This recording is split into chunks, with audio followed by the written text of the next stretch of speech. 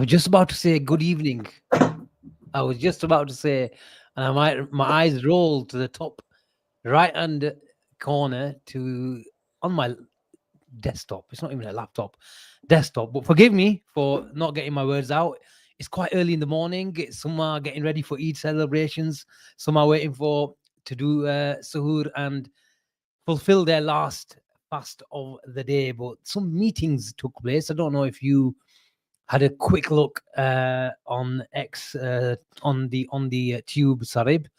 Was it intervention? Was it just a general chit chat between a couple of mates who missed each other during the international break? What was it? Here to discuss it all, and this is your opportunity. I thought we do a call-in show because one, it's been a while that we haven't heard from you guys, and two, there's a lot of things that have been happening. I don't need to tell you what's been happening. The chip's in the chat. That's a nice ring too, isn't it? The chip is in the chat.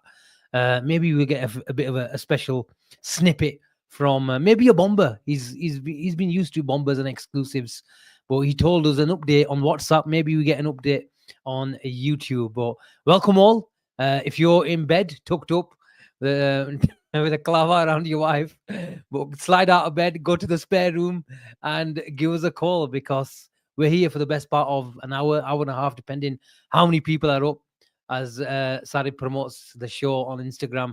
But we've already got a couple of people backstage, so let's go to it. Let's go to starter dish here. But before I go, Sarib, just for the benefit of the show, did you see a little clip going around? I'm sure you have on Twitter. Yeah, you make a lot of sense. You make a lot of sense.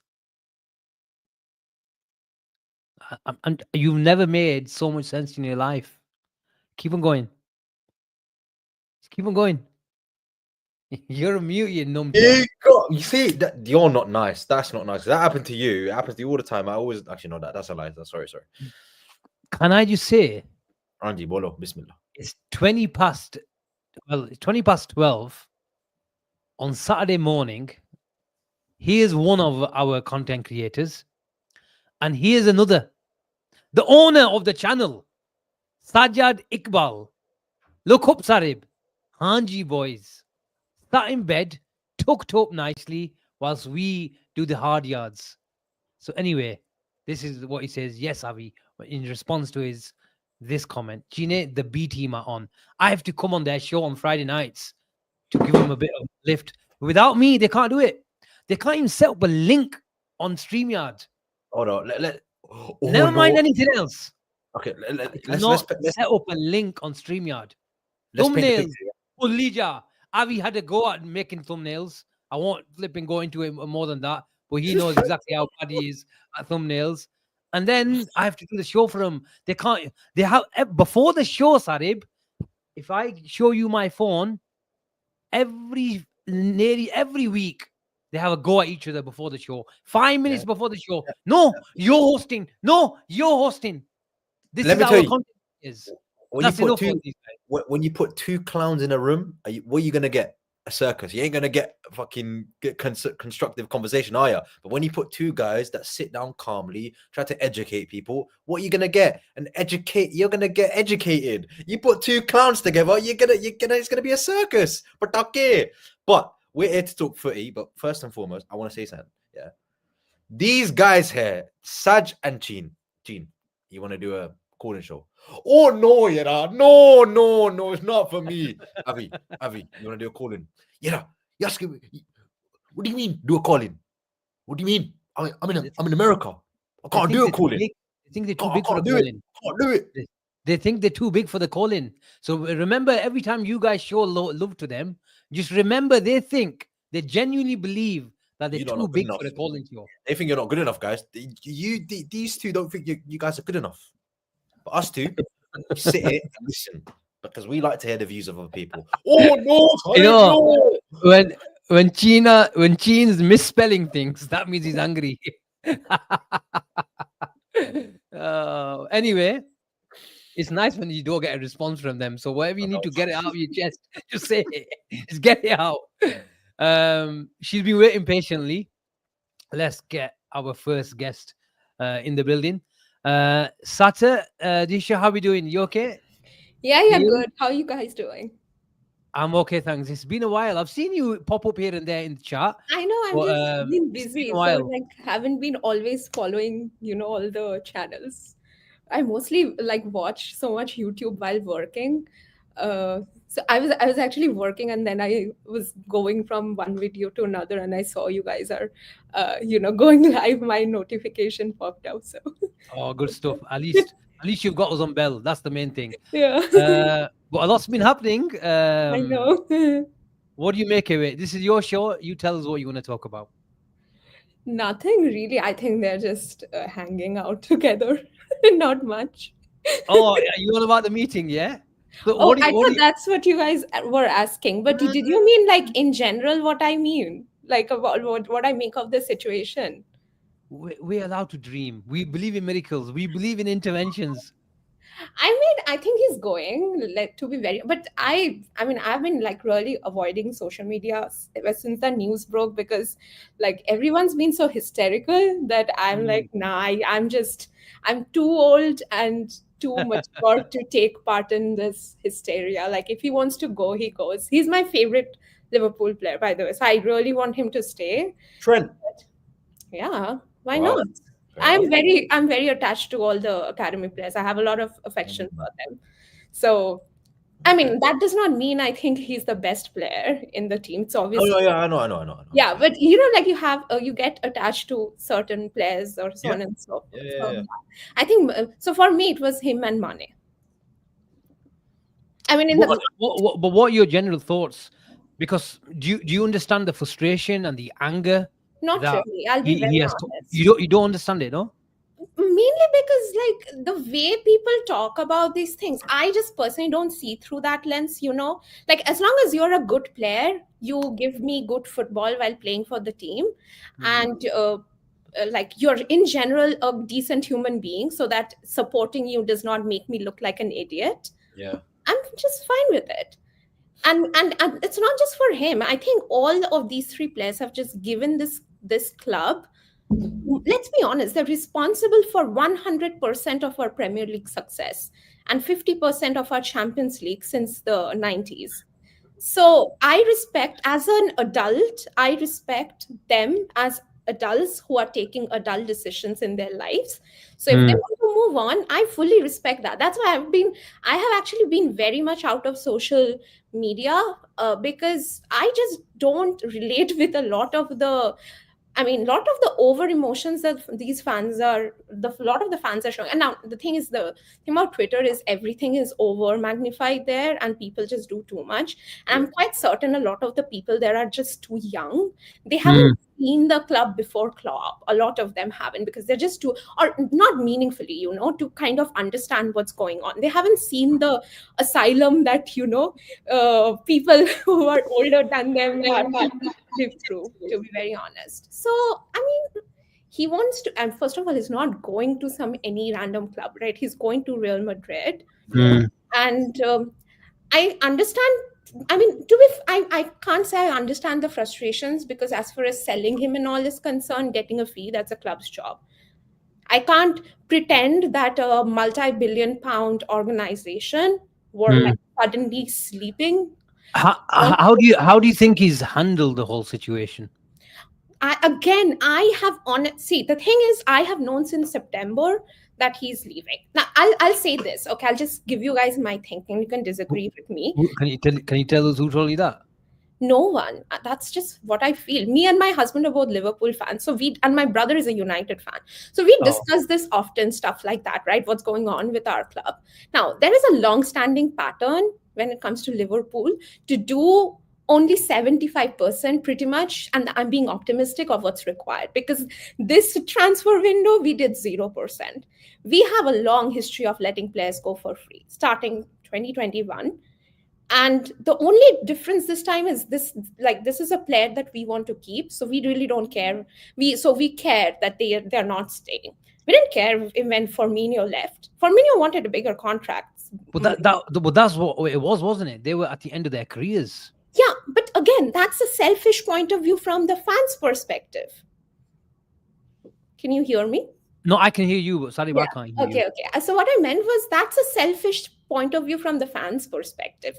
From the players' perspective, like they Firmino would have stayed if we gave him a longer contract. Klopp offered him a 1 year contract. He Mm. refused because he was washed and no longer a starter. And we gave him his goodbye and he left.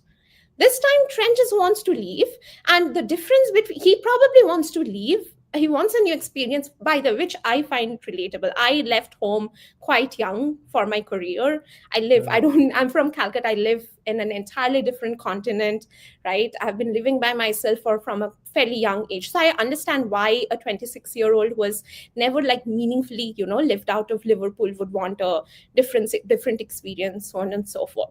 So he couldn't have come out and said anything whatsoever since he wanted to leave, as opposed to probably Virgil and Mo who want to stay. So it's easier for them to, first of all, they also haven't stated, yes, we are staying. They have reiterated their love for the club.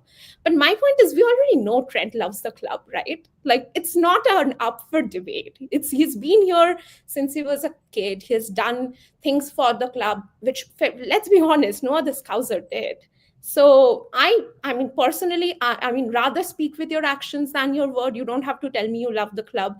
Just give your honest service, and if you want to leave. Like I feel that for all three players. Like if down the line Mo and Virgil cannot come to a contract agreement with FSG and they want to leave, I respect that totally. And I respect the same for Trent. I, for a fact, think, and this is the reason why I pretty much knew starting September that probably Trent is the one leaving. His position is probably the least important in the pecking order, whereas his contract will probably the most expensive because it's the longest, and we have a track record of never doing enough of what we need, whether it comes to transfer or something else. So I just made a calculation in my mind, and he's young, ergo he's being also pursued by another club. Therefore, it looks least likely to me when I put in all the, essentially the conditions or where all the chips may fall, that Trent's the one leaving. And that's probably what kind of encourages or kind of, what should I say, facilitate rather. A lot of people will say Trent's contract was arguably the most important because he's arguably Liverpool's biggest priced asset. I get that, but in he's terms of value. Right back. You can't replace Mo and you can't replace Virgil van Dijk. You can replace most teams don't create through their right back. Now, I'm not personally a big fan of Szoboszlai, so my argument is if you get a strong defensive-minded midfielder and a more creative player, you can replace Trent in aggregate. You can. You get some better. I mean, you can't, of course, as a footballer. You can't replace Trent. Yeah, I mean, not really in that sense, but teams have been winning without their right back being their most creative players. I get that. Yeah, that's what I mean. Like, again, like I don't think Trent's replaceable. He's my favorite player. I'll be very sad to see him go and wear another shirt. But hey, it is what it is, right? Like, are you telling me that he's free from any criticism? Is that what you're telling me? I just see this as an adult taking adult decision. So why should I criticize someone for something? Even when an adult makes a decision, it doesn't mean it's right, though. But what is wrong? It can still be wrong. What exactly is wrong here? This is what there's probably a better way of handling things. Maybe a bit more clarity with the fans. Mainly because during the season, I don't want to hear about contracts 10,000 times.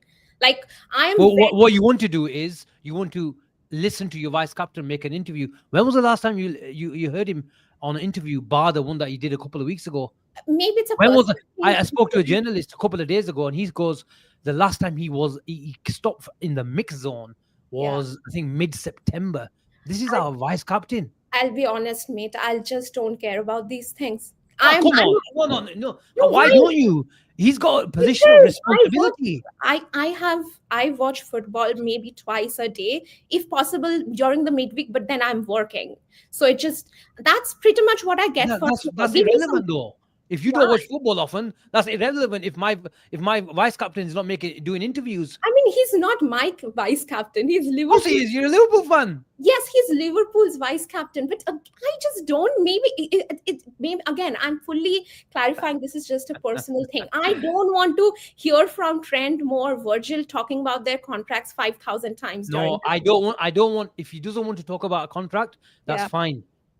But come and do an interview. Probably. When the chips are down, you want to rally your troops. You're a vice captain. You've got all the. He has done that many times during the pitch. Whenever we have been under the cosh this season, he has taken responsibility on the pitch. Again, that's what matters to me. If I was angry during the United game when he had a horrible game, but during Villa when he was trying, during Brentford when we couldn't score, and he almost willed a goal. The goal that Nunes scored ultimately. Those things matter to me more than whether like he's giving an interview to random journalists. Most of the time I am not keeping tabs of those interviews. I probably hear them like 2 days later when they come up on my YouTube. So maybe it's just a me thing. My point is, let the club tell me, or you tell me at the end of the season whether you're staying or going. I'm absolutely fine with it. And I don't think he could have told, like, I don't know, flowery things over the season and then said, hey, by the way, I'm leaving. Since he wants to leave, as opposed to probably the other two who wants to stay. By the way, if the other two don't stay after telling the club that they love the club so much, telling us they love the club so much over the course of the season, I don't hold that against them either. Again, this club took a gamble. They thought going this season without selling any of these players gives us greater stability, especially with a new manager. And they were right. If we win the Premier League, if we would have sold Trent at the start of the season, maybe we would have got 35 million, 40 million. If we win the Premier League, we'll earn about 180 million in revenues. Like, that's pretty much what Manchester City earned last season, close to that. That's called arithmetic. You cannot ignore that. The club knew, again, like a lot of times I see people on Twitter treat this like this is some episode of Succession, but it's not. Like, I have worked my fair share of years in professional settings. When you're leaving an organization, you have communication, you give notice, everyone knows, you wrap up your affairs, you complete your contractual obligation, and then you leave. Typically, these things are not that dramatic. Like, I mean, the reason I have not been on Twitter the past 2 days because people are saying absurd things like, "Oh my God!" No, we don't condone any abuse. We don't. No, it's not even about abuse. I'm just seeing some. There has been a lot of abuse. I know that. I know there has been abuse. I'm just talking about immature stuff, like freaking out over the fact that probably Madrid have sent him a contract. And I'm like, dude, have you worked ever in a day in your life? His contract expires in 2 months. If he joined Real Madrid in 2.5 months, of course they're going to send the contract now. It's not like he's sitting at home going through the contract. He has lawyers, he has his agents, and they will sort the contract. Of course, it's happening now. Like, sometimes I feel people feel that football clubs exist outside of the realm of reality. Like, us mortals have to navigate, but it doesn't. Look, yeah. Look. Now I'm going to tell you something. Yeah, sure. I get what you're saying, 100%. Yeah. Let me be concrete and honest with you, right? Whether I agree with this opinion or not, this is going to be a fact, yeah? The reason why people are pissed off at Trent Alexander-Arnold is not that he's leaving Liverpool. I think there's an aspect of all the fans that are annoyed that he's leaving, but they're not pissed that he's going to leave Liverpool. The reason why they're pissed off at Trent Alexander-Arnold is that they think that he has known that he's leaving this club for many months. Many months. And I think the club has known as well. And they've always said we're still negotiating contracts. Now, for a player that wants to leave the football club, why are you then negotiating a contract with the football club when you have said to them very, very clearly that I want to leave Real Madrid? You've been stalling on a contract offer for the last 2 years, because from what we know, from what we hear, Liverpool have been talking to Trent for a very, very long time. I don't know the exact dates, but it's been happening for a very, very long time. Can I give you an honest answer to this? Okay, let me finish. Okay. In the summer, we had a clear opportunity. Liverpool had a clear opportunity, knowing that, you know what, Trent's going to leave on a free in the summer. We can sell him now to Real Madrid, but Real Madrid don't want to pay money for him. So what he did is like, okay, I'm going to sit in the background, act like I'm being I love this football club because, you know, I'm a Scouser. I'm going to act like I'm in contract negotiations and then go to Real Madrid on a free and leave out the back door. And Asim said this on the last show. That's not going to happen. When you're the vice captain of Liverpool, when you're at the forefront of this football club as a Scouser, you're not going to be able to leave without any headlines. And that's exactly what's happened. Now, on hindsight, where you know for a fact that he has repeatedly told the club he wants to sign and then he hasn't signed. Exactly. So where do we know that for a fact? Who has reported it? No one's reported it, but you put 2 and 2 together. But this is the thing. People are putting 2 and 2 together. Let me give you an example. If I tomorrow is Sunday, right? Tomorrow is Sunday, right? And if I told you it's Tuesday, what are you gonna say to me? You're gonna already know Sunday. That's not how, you know what? I'll give you a counter example. I'll give you a counter example. Let's say 2 years down the line, I'm going to be on the market, looking for a full-time faculty position. Right. Am I going to? Right now, I work in a university. Right. I'll probably interview with them. And I'm going to interview with some other university and a third university. Right. I'll try to get contracts from all of them. I'll accept one. I'm going to reject the other. That's how life works, mate. Like, where is this coming from that he has, has he ever told Liverpool? I don't know, unless it gets reported that he has practically lied to the club and said, hey, I'm going to definitely sign. And then, not signed and, strung them along and then left for Madrid. The club offering Trent a contract is a part of the gamble they took when they went into the last year of all 3 players' contract and said that, hey, let us see if we can convince them during this year to sign them or to extend them with us on our terms or terms that are agreeable to us. That's a gamble. You cannot deny it. That's, if you forget like attaching the special bubble of this is a football club where there's an emotional connection with fans. Take that out. This is not about emotions. Yes. And treat it like any organization where 3 employees have gone into the last year of their contracts and they are in negotiation with the club while interviewing or let's say auditioning for other clubs. That's what happens when anyone's applying for any job whatsoever. But this is not just any job, is what it is. This is my point. You can't look at it like that. No, when we are talking about contracts and not football, we have to come down to the real life, like how the real world operates. Yes. So Sasa, do you not care that he's born and bred? Do you not care that the club actually helped his brother to establish a agency? Don't you care over the years? Care about his brother. No, let me finish. Let me land. Don't you care the things that he has said, that he wants to win trophies? That's all he wants, is to stay at this club. All he wants is to captain this club. First of all, were all these things said in vain? Okay, I'll again, you will not like my answer, but he said he wants to captain this club. He wants to win this club. He never said all I want. No. Let me just. So again, what I just said. You just tell me. Isn't that you gave me the university example? This is the equivalent of you going back to university and having an interview for your first job or your second job or your third job, and you bullshitting to them and saying, I'm X, I'm Y, I'm Z. Not and a true. month later, they realized what you told them was complete bullshit. So this is why I'll give you. You cannot totally disregard the Scouser connection and the affiliation that he has to the city. How have I disregarded it? He has. All you say is he's been ruthless. He's been businesslike. I have not said. Surely there's a connection with the fans here. No, I have not said. For me, you just don't get that connection. No, first of all, I mean, let's not act like there is any other Scouser who has contributed to Liverpool's Premier League success more than Trent. Okay, so I'm pretty sure he gets the whole Scouser connection. No one's denying that though. Yeah, so this is the thing.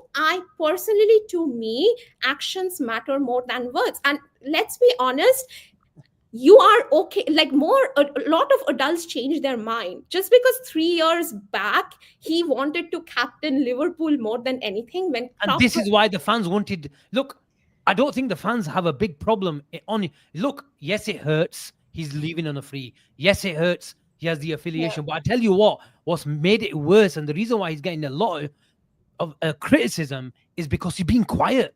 If Yeah. he thought that leaving one of the biggest clubs in the world, being who he is, the vice captain, Trent, one of the biggest assets of Liverpool Football Club, to sneak out the back door, that was one delusional, one very naive, I just maybe very, very sly as well. feel that sneaking out of the back door, he's been playing up The fans and are in panic stage. It's such a Again, you man, need some fans clarification. are always The fans are asking for some clarity here. Mate, he's not a politician. He's not going to give you statement in the middle of the season. His job is to play football. Virgil and Salah's job is to play football. Then what they decide with their career is their own business, and they have just done too much for the club for us to not. That's fine. I can accept that. That's what you're saying is correct. It I'll is calm correct. down. I'll calm down. Hey, That's you don't have to, please. Don't. If I sound offensive, No, I'm sorry. you don't. Please, it please. just- I'm just- not some, poor little snowflake. I've got a yellow card from the chip. I'm sorry. No. Absolutely. It's been more than respectful. I know for a fact that I have the reason I've been avoiding any kind of social media is like I have a radically different opinion about this, and I know that. Like I just don't get this much. I'll give you my honest thought. Now I'm a little bit older. I'm in my early 30s. I'm older than most people who are on Twitter following Liverpool. No. We've got Gene on the screen. You know? I just feel I'm 30 myself, mate. people are just little too obsessed with what's going on in the, just appreciate. Now, I'm not saying don't care that these three guys are leaving. I'll be very pissed off if all of them leave, or even if any one of them leave. But that said, I think a little bit of distance and letting things happen in their own time is not a bad thing. We don't need news every single day from what's going on in the club. Again, I have said it. We do. We need to make sure. This is not, have you watched Succession, the TV show Succession? This is not Succession. This is not Game of Thrones, man. Like, there is no drama or movement happening every single day. And even if it is, it's not our prerogative to know that as soon as it happens. Things will come out in their own time. That's pretty much how I see it. And so let me just clarify. Is that what you're saying? We're just going too early on this? No, it's not just that. I'm not saying that we are going too early. Like, let's be honest, there's just 2 months left, right? I'm pretty sure he's leaving. Again, I gave you guys my logical assessment, which I made at the start of the season, why I thought his position on the pitch was the least important, as opposed to what Virgil and Salah does. We have a long-standing pattern of letting players go for free. We have a long-standing pattern of never doing enough. Now, the thing is, I'm not a big fan of this ownership. I just don't think they take the football club very seriously. If Trent was not a Scouser and he had to place his prime years at the hand of this ownership, as opposed to Real Madrid would be the obvious choice. So I get it. Are you saying Trent is fed up then? Oh yeah, I am fed up. Like all that we did not do. I get that point. I get that point. We think about this for a second, how absurd it is that we had to prove to 3 of our best footballers, who are pretty much arguably the best in their position, that we are a serious football club. And we went into the season after having come third last season without doing any transfer business. We have obvious flaws in this squad. Okay, even though we are winning the league, let's not forget there is a caveat that both Manchester City and Arsenal have like dropped off drastically. As good as we are not that good. We got a severe reality check in Europe. Yeah, that is where we are competing. 12 points ahead in the league, and we're not that good. I did not say we are not that good. I said you just said that we're not that good. As good as we are not that good. We are not as good as the 18-19 team or the 19-20 team. Oh, of course. Yeah, so that team. That's a different thing, though, isn't it? Also, there's one more thing as well. I think at this point last season we were on the same points, but the gap was exactly. This is what the league is worse. So that's what I'm saying to you as well. I don't know why. We are still the good team, but maybe we're very defensive. And I say that, yeah, the two teams that were. I think that's a stretch. That is where you say we got a reality check. I thought in the 90 minutes, yes, in the PSG, we rode our luck and we had to defend. But in the second half, I thought we controlled them better. In the second leg, in the 90 minutes, I thought we were the better team. And those are not my words. Those are Luis Enrique's words. Not my words. Those may be his words, but I know what I saw. What I saw was not a very good We European got battered. performance. We got battered over the 2 legs. Yeah. Yeah, No, we didn't get battered. We didn't get Let's not battered. lie. Come on, man. Let's we not. did. get We were absolutely not that good. We would They- not have won. Overall, they deserve to go through. Okay, I'll give you I'll, that. I'll give you another We didn't honest. get battered. I'll give maybe not battered, but I'll give you another honest better than opinion. I have known since the first match of the Champions League that we were not winning this Champions League. I know for a fact that you need a lot of individual quality. You need pacey attackers, and you need Yeah. better attackers to win Champions League these days. Now, listen, I'll tell you what happened. This club has taken a gamble when they went into the season without resolving the contracts that they will try, and that it makes too much sense to keep these 3 players through the season and just steady the ship, especially since the new manager has come in. And if you check the cold hard arithmetic numbers, it does. They were right in that regard. And B, they took the gamble that they will be able to manage them to sign new contracts over the course of the whole season. Now, if Trent doesn't sign, or Virgil doesn't sign, or Mo Salah doesn't sign, that means that specific gamble failed. But again, everyone knows where they stand. I know for a fact that Virgil and Mo, if they don't sign with the club, they know what they're doing next. They know where they're going next. It's just too late into the season for, like, it's just imagine your lease is expiring in 2 months, and if you don't renew with your current, I don't know, apartment or building owner or whatever, you don't know where you'll be going. It's just absurd. So do you think before you go, because there'll be about 3-4 people in the back, the remaining 2 leave, or do you think they'll stay? I have a feeling that Trent going makes it much more easier for us financially to keep the other 2. But if Trent stays, then I think one of them goes. And honestly, I think it's better for everyone if Trent leaves at this point. I'll be very honest, because I don't want, as much as I love Trent, I have said he's my favorite. Why is it better for Trent to leave? I don't understand. I just think Mo and Virgil are more important. Oh, okay. So you think, why can't we keep all 3? Because we can't. Have you seen us ever do enough? Whether it's transfer. Okay, that's a fair point. That's what I mean. I'm honest to God, I have known since September we are not winning the Champions League, and we are not keeping all 3 players.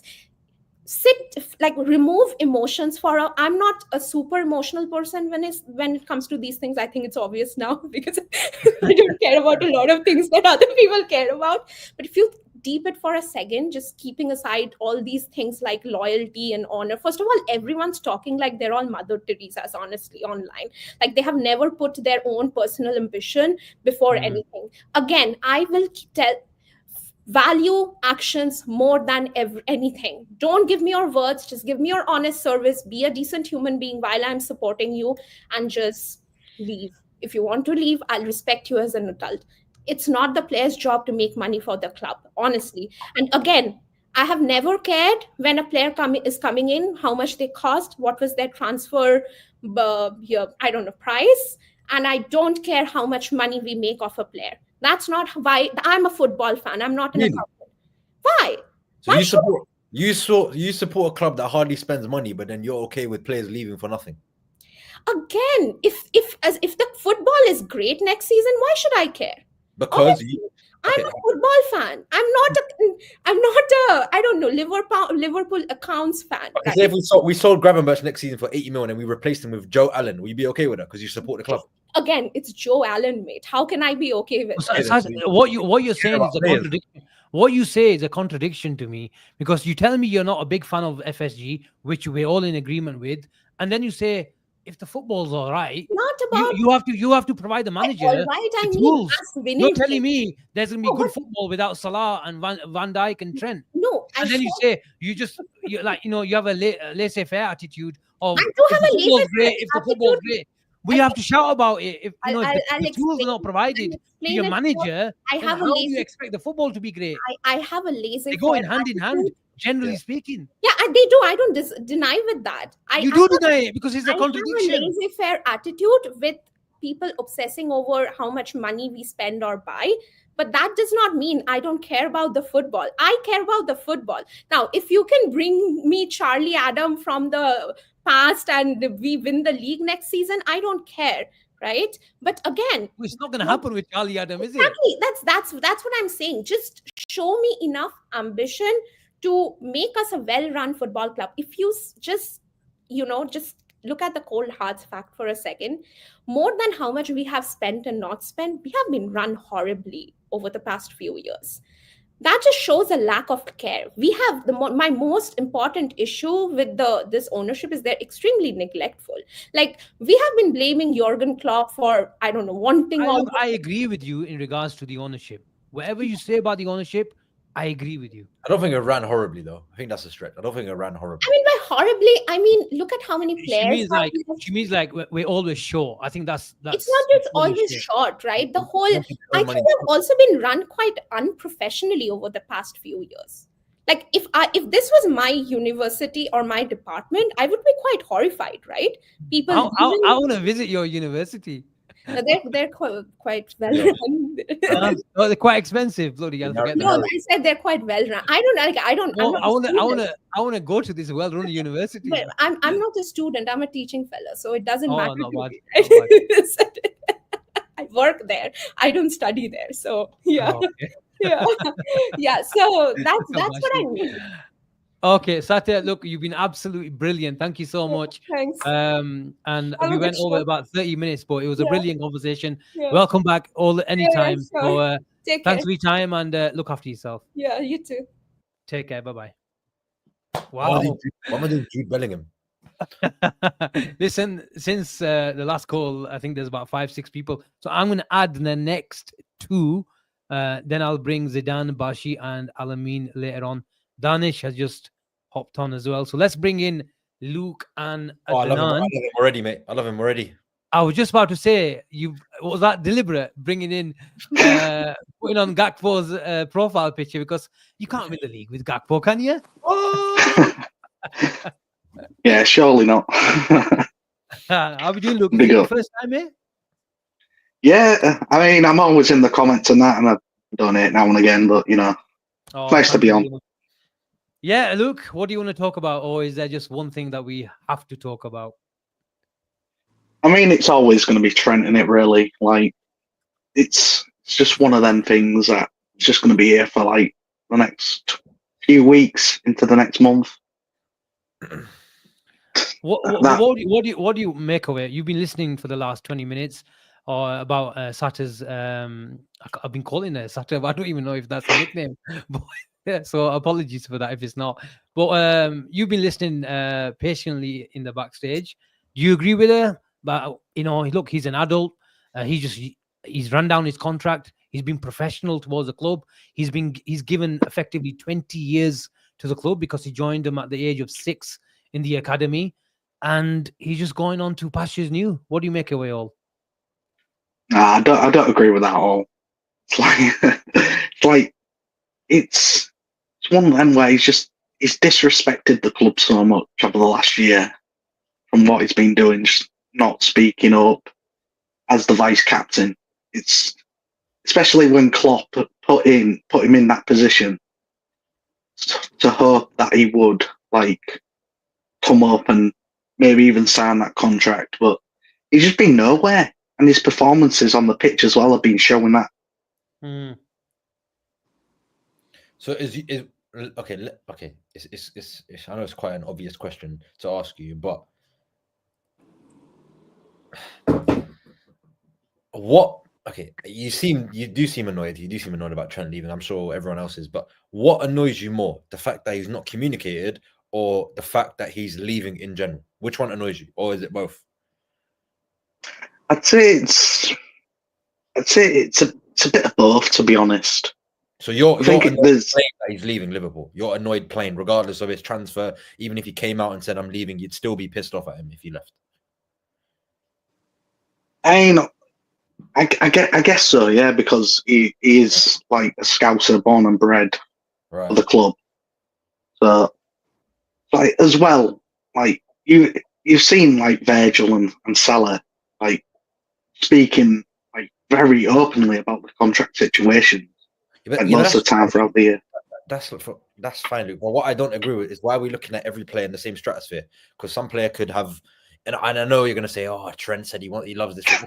I accept that, but I think Salah and Van Dijk have set the benchmark so high for loyalty to a club that if anyone doesn't hit that, we're all calling them all sorts of names, which I don't agree with. And obviously, I think the way Trent's gone about things has been incorrect. But he has said, and I think I will stand by this statement, and this is a fact, because he said, I myself will not come out and speak about my contract situation. He has said that. He has made that very, very clear. And to be fair to him, whether you like it or not, he has stood on that. And that's a fact. He still hasn't come out and spoken about his contract situation in public. And he made that very, very clear. Now, you might come at me and say, "Oh, but it's in public now, you got to speak about it." I can accept that. But maybe the way Trent thinks is that I didn't put it out in public, so I'm not then going to go and clarify it because it's nonsense, even though it's not. Do you get what I'm trying to say? But we all know that we're in the world of journalism, we're in the world of reporting, we're in the world where news flies like this. If I tell you something is going to go to 400 people in the very, very quickly, it can go very, very fast, especially when you've got Romano, Ornstein, Joyce, etc., etc., etc. Things fly. So that's why he can't get away with it. I'd understand this maybe if it was 10 years ago and Sky Sports were still breaking transfers, but that's not how it is now. It's not how it is. We know the transfers going through before most players even know their transfers going through. That's the world we live in today. And look, the way he's gone about things can be incorrect, but I do get it to an extent that he has said it's not going to be played out in public, and his contract by himself hasn't. And that's a fact. It is true. Don't you think? Yeah, you have got a good point, to be fair. I think the thing that just annoys me the most is obviously not getting a fee for him. Like, I'd get if he wanted to leave and that, and I get it. But I think that's the main thing for me. Just him leaving for free, like such a prized asset that he is to the club. It just feels a little bit. I don't know how to describe it. Like, it just doesn't feel right to me. If you get me. I can accept that. Is it because he's from Liverpool? Yeah. I'd say that's probably the main thing. Yeah. Okay, let's bring in Adnan. Adnan, you've been waiting nice and quietly, but what do you make of it? Are we overreacting? No, I think if you look at it, like Sarib saying, I think that Trent knew about this a year ago. All it is, he hasn't come out publicly. His brother's been working on this kind of contract. He wanted to get his brother a good deal. Now, if you wanted to get a good deal, I think you should have just signed a new contract, put a 60 million release clause, and then tell Real Madrid, come and get me. I know Real Madrid wouldn't have come in, but at least we would have got a fee for you. If you're a true Liverpool scouser, and that you say you are, then I'm sorry, but you're supposed to you can always sign a contract and put a release clause in. You could have said to Ronaldo, when he went to Real Madrid, they signed a new contract, they put a release clause in, they came and took him. That's all Trent had to do. Same thing. It's not rocket science. Because he's going free and he's a scouser, this is where he's hurting more of the Liverpool fans. You're a scouser. But shouldn't your anger be sort of directed towards the club, though, Adnan, as well? You mentioned this release clause. We were talking about it yesterday. We have to be more ruthless, like a Chelsea, or even if Liverpool knew about 12 to 18 months ago, then they had to act in a way where, okay, fine, if you give us your answer now. Well, the club should have asked him. In fact, Klopp probably did the opposite. I think it should have been Klopp at that time when they were last season. They should have asked him, "Are you staying or are you going?" If he's going, they should have said, "Okay, we need to get rid of him in the summer." Okay. You shouldn't have waited. Guys, look. They shouldn't have waited till now to say, "Oh, we'll negotiate it." They should have put something on the table for him. Say, "Are you going to sign a contract or not? Do you want to stay at this football club? What's your ambitions?" He says at Liverpool, "I've got ambitions." You should have asked him, "Do you want to stay or do you want to go?" 100%. Then let him go. Look, Adnan and Luke, we have to keep it moving because it's a bit of a late night one, but it's already 2 a.m. So before you both leave, give me a yes or no, yeah? Trent stays or leaves? Leaves. He still goes, yeah. Van Dijk? Stay. Mohamed Salah? Stays. Stay. Okay. Brilliant. Thank you very much, lads. We'll catch you on the next one. Take care. Bye-bye. All right. Cheers. Let's bring in Zidane. What name? And I'm going to add Alameen as well. Hey, Dean boys, you okay?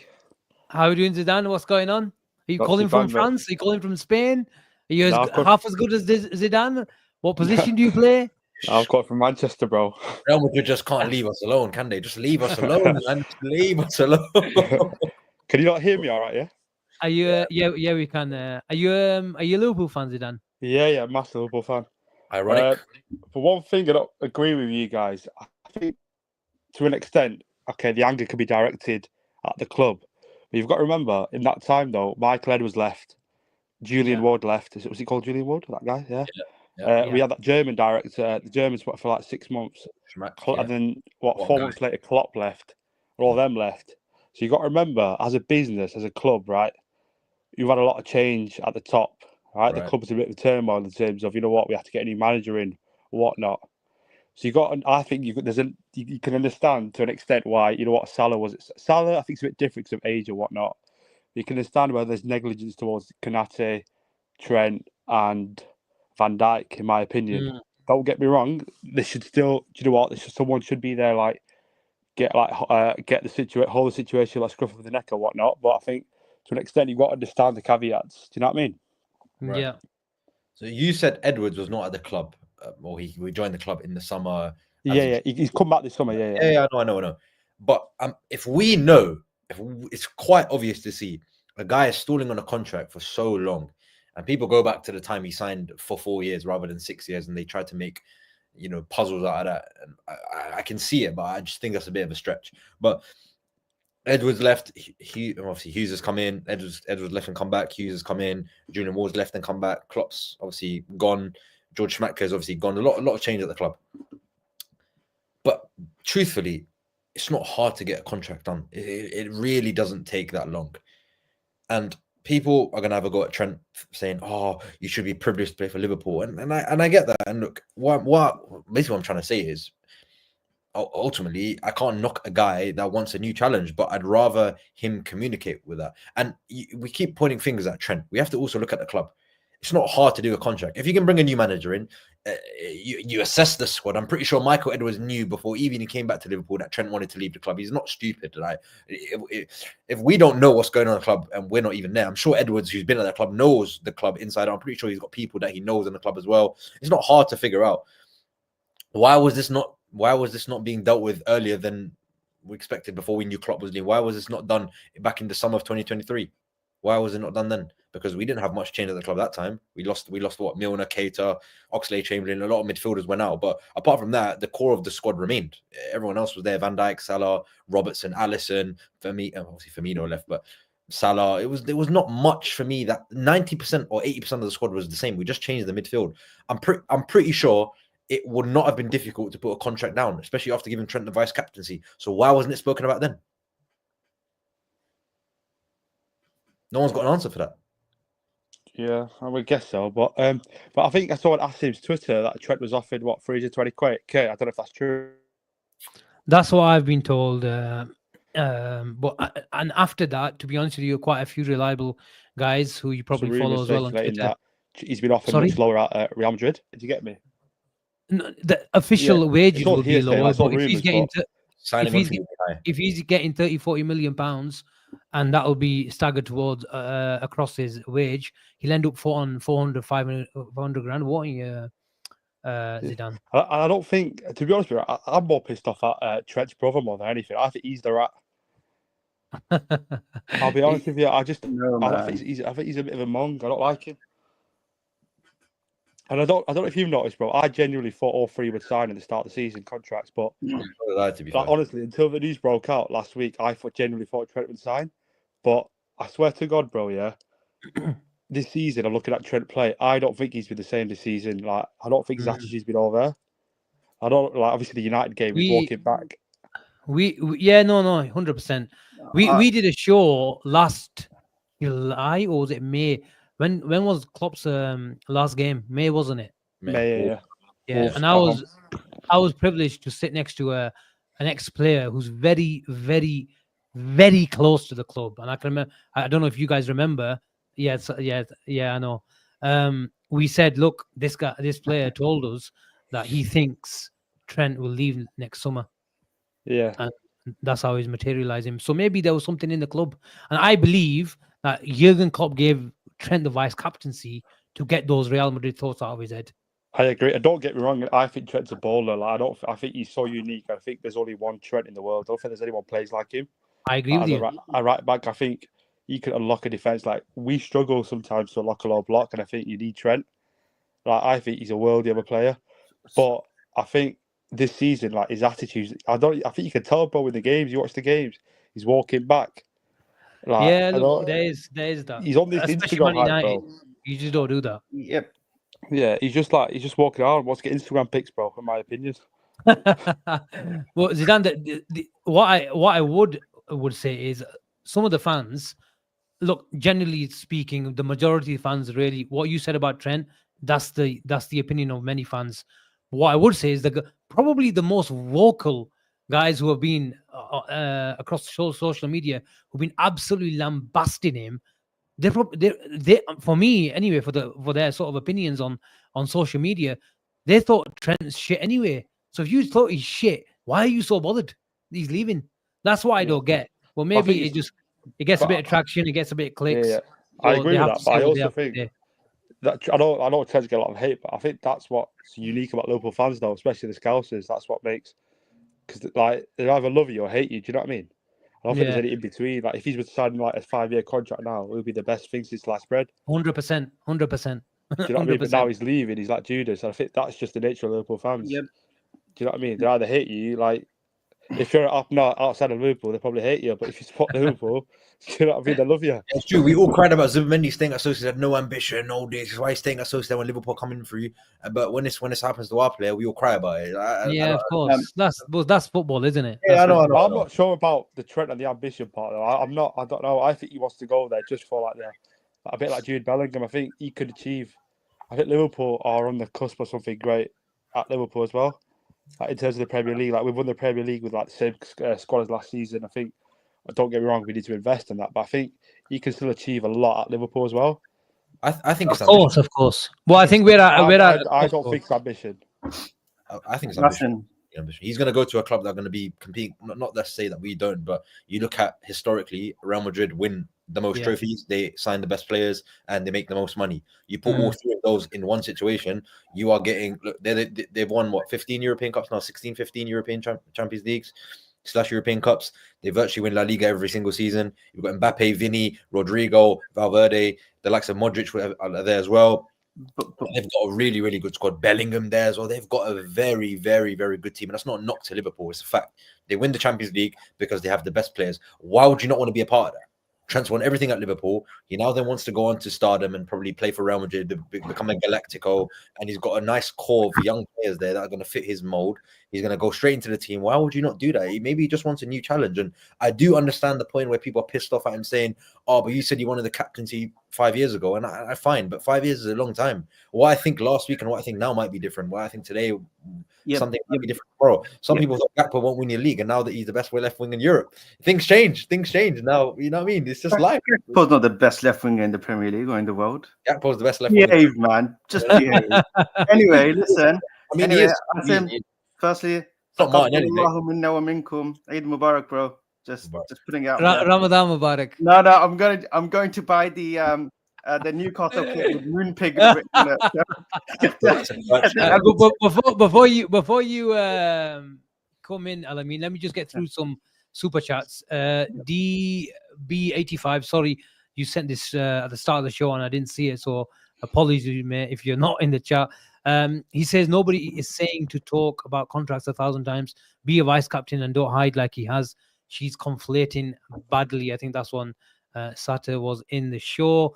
Promo, thank you very much. Big up for your super chat. Saudi is there as safe net if Salah and Van Dijk decline. Yeah, I can understand that. There won't be short offers come the summer. Tom, thank you very much for your super chat, mate. Bradley folded Mbappe, Trent walking versus Man United onwards. Look, I think Conor Bradley is a good right back. I think the names that we've been linked with over the last couple of days, the Reeds, the Martin Fernandez, I think personally Conor Bradley is a better right back compared to those youngsters that we've been linked with. The only problem I have with Conor Bradley, and I'm probably not alone amongst the fan base, is the guy can't stay fit. I've been talking about Conor Bradley's game. He's and it's funny how you mentions the tackle on Mbappe. He is that type of guy for the big day, for the big European night, under the lights at Anfield especially.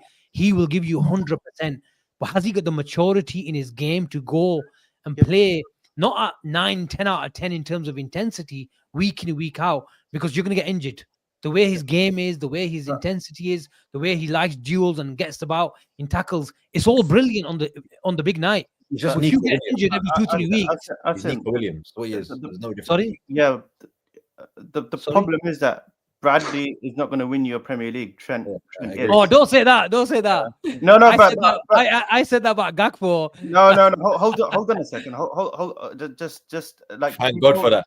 Liverpool fan, like, Well, look, what you mean by that statement is Bradley's a good player, but he's not a great player. You don't see Bradley being the starting right back for a title-winning team. Is what you're saying. Sorry, bro. I mean, look, like Bradley is a good right back. Okay, like Susan Boyle was a good singer, but you're losing Beyonce. Like, do you know what I mean? Like, you're not like Trent is something else. He is generational. He's generational. Yeah. That's me as an Arsenal fan saying this. And I think football fans, right, we're generally quite fickle. We are generally quite fickle. Now that Trent is leaving, he's played bad. You know, I read a tweet the other day, that corner wasn't even quick against Barcelona. That was quite funny to read. But It was funny. Honestly, like, he is the reason why a lot of Asim, you might agree with me or you might disagree with me, but this season, especially against low block teams, when Trent came on from the bench, some of those games, he unlocked those defenses. He won you games, whether it's a direct assist or not. The impact that he has, and that right foot, that's the best right foot in the world on dead ball situations. Like, I'm saying that as an Arsenal fan, and yeah, man, I think you can't replace him, but could you live without him? Yeah, you probably can. I think. I mean, at the end of the day, he's a right back. Do you get it? So it's not your Van Dijk or your Salah or anything like that. So, you know, I think you'll be fine. Yeah. Will we be fine? I think you'll be fine in that position. Bradley? I think you'll be fine in that position. Whether Conor Bradley is the answer or not, I don't know. I can see that. Yeah. I don't know. I think from what I've seen of him, he is. Remember Flanagan from 13-14? I'm not saying he's like Flanagan. He's not that bad. He's not that bad, but Flanagan did put his heart out for the club. Okay. Is he a right-sided Robertson? He's Nico Williams. That's what he is. Yeah, I would say Nico Williams a bit more. I mean Robertson. The thing about Robertson is that on his day, he had a wonderful left foot. What I would say is Conor Bradley is a better footballer than Robertson. I would probably say is better athletically speaking, rather than. No, because I know he's only the Championship, but you know Conor Bradley has spent a lot of time. I think he was in Championship. Yeah, he was in against with the what was it, Bolton? Was it Bolton? Bolton, yeah. Bolton as a winger. So that's what I mean. If you can play a wing in the Championship, you're a decent footballer. Yeah. I don't know what other right backs are out there, to be honest, that you guys have. Go to Nottingham Forest. Go get Nico Williams back. Now it's time, son. Put him in there. He's played for Liverpool. He loves the club. Another guy that's been in our youth academy. He's pretty good. He's had a pretty good season. Can play left or right. I like him. Nico Williams. Yeah. I always thought he was good. It was just a shame that Trent. He would start for Liverpool next season if he was available. Nico Williams. Yeah. And I always said this. He's such a good right back. He is the Kelleher of right backs. He's so good that it's a shame that he can't start because he's got the best in his position. You could go and get Frimpong, to be honest. I see Frimpong being you need a few players to put him in the team. But that's who I said. That's what I think we're going to get anyway. I mean, stick around. Zidane, you wanted to come in. Yeah, sorry. I just want to say the chat mentioned that we're not going to win the league with Bradley at right back. I'm not being funny. City, I know they play a different style, like completely different. I don't think they've had a left back for about 5-6 years, mate. I remember 6 years ago they had Bradley at left back for like a year. Pep's a genius, mate. But Pep, that's Pep, mate. I mean, you're not like. I don't think you need a world class player in every single position. I think Bradley. Pep won the league. Pep won the league without a striker. I mean, Slot's about to win the league with Nunes up front, mate. It's not that, trust me, it's not that hard. yeah, fair enough. But what I'm saying is, I don't think you need a world class. I think, don't get me wrong, I think you need a lot. Sorry, ask Asim. He knows how much I rate Nunes, so I'll Yeah, talk. mate. We're I'll not getting, talk for another we're not day. getting to Nunes chat with us. He Anyway, would pay that's- 60, sorry. 70 million pound. He wants Nunes to lead the line at Arsenal. Good, yeah. Nunes in an Arteta team. Nunes in an Arteta team is going to win us the quadruple. You are the There you front go. line of Listen, I mean, hold your Arsenal thoughts. We'll go on to Arsenal a bit, but because Danish was speaking. Go on to Dan. Sorry about has that, been mate. waiting Nah, patiently. don't worry about it. I say, don't get me wrong, innit? I think you need a lot of world class players to win the league or whatnot, right? I don't think you need a world class players every position. You look back at like the leagues that we won over the past few years, yeah. Like when we won it in 18-19, or was it 19-20? Sorry, we had Henderson, right, top player. He's not world class, is he? He's not. He's not just. You know what I mean? He's not a Modric or whatnot. And you look back, yeah, you need like players that are going to give you 7, 8 out of 10 every week. I think Bradley can give you that. Do you know what I mean? He can, but I just don't trust his body at the moment. That's what I'm saying. Sully, come on, bring Sully on. He's there. Is he there? Is he there? Let's bring in Danish. He's been waiting patiently. Danish, how we doing, man? What's going on? We're doing well, doing well. Thank you very much, guys. Big fan. I do have a couple of thoughts, if you don't mind me. Of course. I'm anxious that you can carry on. Sure. So I saw the I don't know if you guys watched the overlap podcast that was done by Sky regarding Trent and everything. Yeah.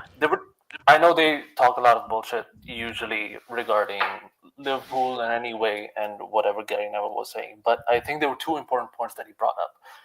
Roy Keane said when you're young, you usually sign around a 3 to 4 year deal because you don't want to overcommit, even if you are a fan. Because I think Gary Neville and everyone said that, yeah, we did the same, but later on in the years, we usually do a 4 or 5 year deal to basically cement ourselves with. You're set in the club, yeah. Yeah, exactly. So I think when Trent signed that deal in 2021, I think around 2023, 2024, that's when the Real Madrid murmurs started to come in. So I think there were unfortunate circumstances that came into play that Klopp was leaving. I think there were rumors that Klopp wanted to leave in 2023 as well. But then he stayed for another year because of how the team was, and then he left in 2024. And then with George Schmartke and the club being on sale, so I think Trent was at that time. I'm playing devil's advocate here. I'm not trying to. Zidane, can you put yourself on mute while you enjoy your doner kebab? Who is burping, man? So Carry on, yeah. Danny. So yeah, I think he was trying to explore himself over there. So I think that is when I think Real came in and then said that, yeah, you have 2 years left, so why don't you run through them so that we won't pay you? Because I don't think even if Trent signed a contract and said that, hey, here's a release clause and you guys pay for me to come to Real Madrid, I don't think Real were going to do that at all. And I think that's the only option that he wanted to, if he's going to leave Liverpool to go to. So I think That's that Sarib is... again. Come on, lads. Sorry. No worries, mate. So yeah, I think that's one. And I think the second point that I wanted to raise is that I think we're going to have a lot to do if Trent does leave this window, because I don't think Nunes or Diaz are staying. And I think we're most probably going to, if we are going to go for a striker, I think we're going for another winger as well. And I mean, the left back situation. And I think, yeah, go ahead. Left winger or right winger? I think Diaz isn't staying. I just don't think that's going to happen because, I mean, you've seen the form that he's in for the second half of the season. Nunes, he doesn't trust. He's going to leave. Left back, his situation is pretty bad. And then, I mean, Gomez is probably going to leave as well.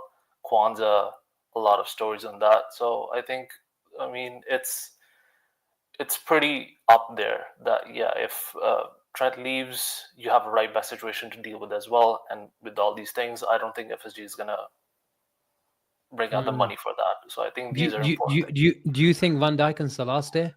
Yeah, I think those two stay because I think they're in a different situation than Trent is. They have families, they're older, they like the club, they're settled. I think their kids are like middle school and lower than that. So I think they want their families to be settled in a certain place for the next 3 to 4 years. Yeah, go ahead. Do you think this question would be different if Salah, Van Dijk, and Trent were the same age? Yeah, 100%. Okay, so it's an age thing for you. It's definitely age thing, because if you're in your prime around 26, 27 and you won everything with your club, I think one thing that really messed up Trent's plans was that he was expecting Slot to be in a transition season and then he'd have excuse. Yeah, absolutely. Yeah. But then because Slot has done pretty well, then he's like, okay, now I'm in a predicament. Now leaving is going to feel bad. Now it's going to leave a legacy. I think he would have communicated if we weren't doing well. I think 100% he would have said, yeah, I mean, my journey with Liverpool is coming to an end. I have an offer. I'm going to go. So I think that's the case. And age plays a lot in that. Go ahead. So just to come in, if Van Dijk and Salah were the same age, I think they'd be offered a contract. And I think if they were at the peak and they're playing 26, 27, I think FSG would do everything to keep them. It's just the FSG model. You sure? Right now. Yeah, I think so, man. I think so. At their peak, definitely. You'd keep those two players, especially. I think with Trent, I mean, look, like Real Madrid come knocking, it's a different knock. I think as a football fan, we have to admit that Madrid are just Madrid. Barcelona is Barcelona. Look, Madrid. Look, Arsenal fans know Madrid will probably come and nick Saliba in about a year. It is probably going to happen. I know Sul is in the chat. He's going to hate me for saying that. But it is going to happen. I am scared about that. I mean, they come up with the best centre back in the world, isn't it? I'm joking. I'm just joking. It's true. Sarib, welcome, brother. I'm just joking. I'm just joking. That was friendly fire. Al-Amin will tell you who the best centre back in the world is. It's Gabriel, right? No, I'm joking. It's Van Dijk, man. But look, hold it there because Irfan came in earlier. Where is he? He's in the building, so we're gonna add him on. I need to get ready for Eid prayer, man. You bring him on. No. You have to stick around. What's happening? Easy now, boys. What's happening? Just to let everyone know, this is the biggest ITK around. He's told me about 10 years ago that Liverpool are going to sign Mbappe. Then when he went to Real Madrid and PSG, then he came on to Hazard after a bit. Liverpool are going to sign Hazard. He also told me Andy Carroll's a brilliant signing. You're worse than Asim. You know, Asim, we actually gave up on Aguero to buy Carroll, remember? Oh my God. Can you believe that? Then he wanted in recent times, he wanted, who was that player from Lyon? Was it Lyon? The chip goes on about all the time. He really liked him. No. I wanted the other guy, Mamouche, man. Oh, now he wanted Mamouche. Al-Amin thinks Mamouche is a proper Liverpool player, though. He's a Liverpool winger through and throughout, man. He's got the Liverpool DNA about him, especially Klopp's type of winger. No, I think he fits into the slot team really well. Yeah, he's very versatile. He can play anywhere in the final third. FSG, you guys missed such a massive trick there, man. Imagine like the Egyptian heir to Salah comes in. I'm not saying he's going to be the Salah, but there was a story to be told there. Do you get it? Like there was something to be had there, and just you guys. I think it probably for the last year or so, Al-Amin, we've lost out on a lot of players. Like Kvaratskhelia, they really liked. Even before that, Bruno Guimaraes, obviously we know the problems between Edwards and Klopp, why we didn't go for him. But even in the last 6 months or so, Liverpool have shown tentative interest, but just haven't, pressed on with the deal because they're looking for bargains. And at the moment, because of those three, contracts hanging over the club, they just can't do deals that they really want. And this is why Liverpool fans are really frustrated, because the FSG model that worked 5-10 years ago, you just can't. The market is changing. Everybody's got money. And also everybody's got a laptop. So Liverpool are going to these clubs who 18, 19-year-olds where they value them around about 15, 20, 25 million pounds. but they're going for 40, 50 million pounds Just because add on, you know the data analysis there, and when there's 2-3 clubs at the club at the table already, you have to play a premium, and these guys are not prepared to pay at the moment. But what FSG are gonna bank on is their proven model according to their standards, which is data-driven transfers, and that's always been the case. That And I model think only works, Alamin, is when you're trying to get to the top. It only works when you're trying to get to win titles or get back into competing year in, year out. When you're there, you need to then pull out the checkbook because then you need to stay there. You're going to have a situation where you're going to go from winning the league in 2020 to not qualifying for the Champions League for 3 years. And that's exactly what happened with Liverpool. We went from winning the title. The year after that, we finished third. Context. The year after that, we finished second. The year after that, where did we finish? Fifth. We replaced. We then spent money in the summer when we realized, oh, hold on. They realized, okay, hold on. We're not going to get the Champions League money. Then they had to go and buy Szoboszlai, McAllister, Gravenberch, Endo. And what happened? We finished third. And guess what happened the next summer? They signed no one, because when you finish first and when you finish third or fourth, there's no difference in money. And FSG run this club as a business. And they're very, very good businessmen. As a business, they're very, very good. But they're not good for running a footballing business because there's a lot of elements that need to be applied to business, and it's a fact. You have to use emotion. You have to put your own money into the club, like what the Newcastle owners were trying to do. That's an ambitious football club, and whatever you believe about them. Well, sorry, we did spend 80 million on Nunes. Yes, but then we spent 80 million on Nunes by not spending the year before that. We didn't sign anybody. Yeah, so we haven't spent no one. We haven't spent year before this, I don't think. So we're Then gonna... January we got Ozan Kabak on loan. We signed nobody. No, but that means we're due to spend this summer, then, aren't we? Of course, we're due to spend the summer. But if you then go and get in the Champions League, where are they going to spend the money? Tell me.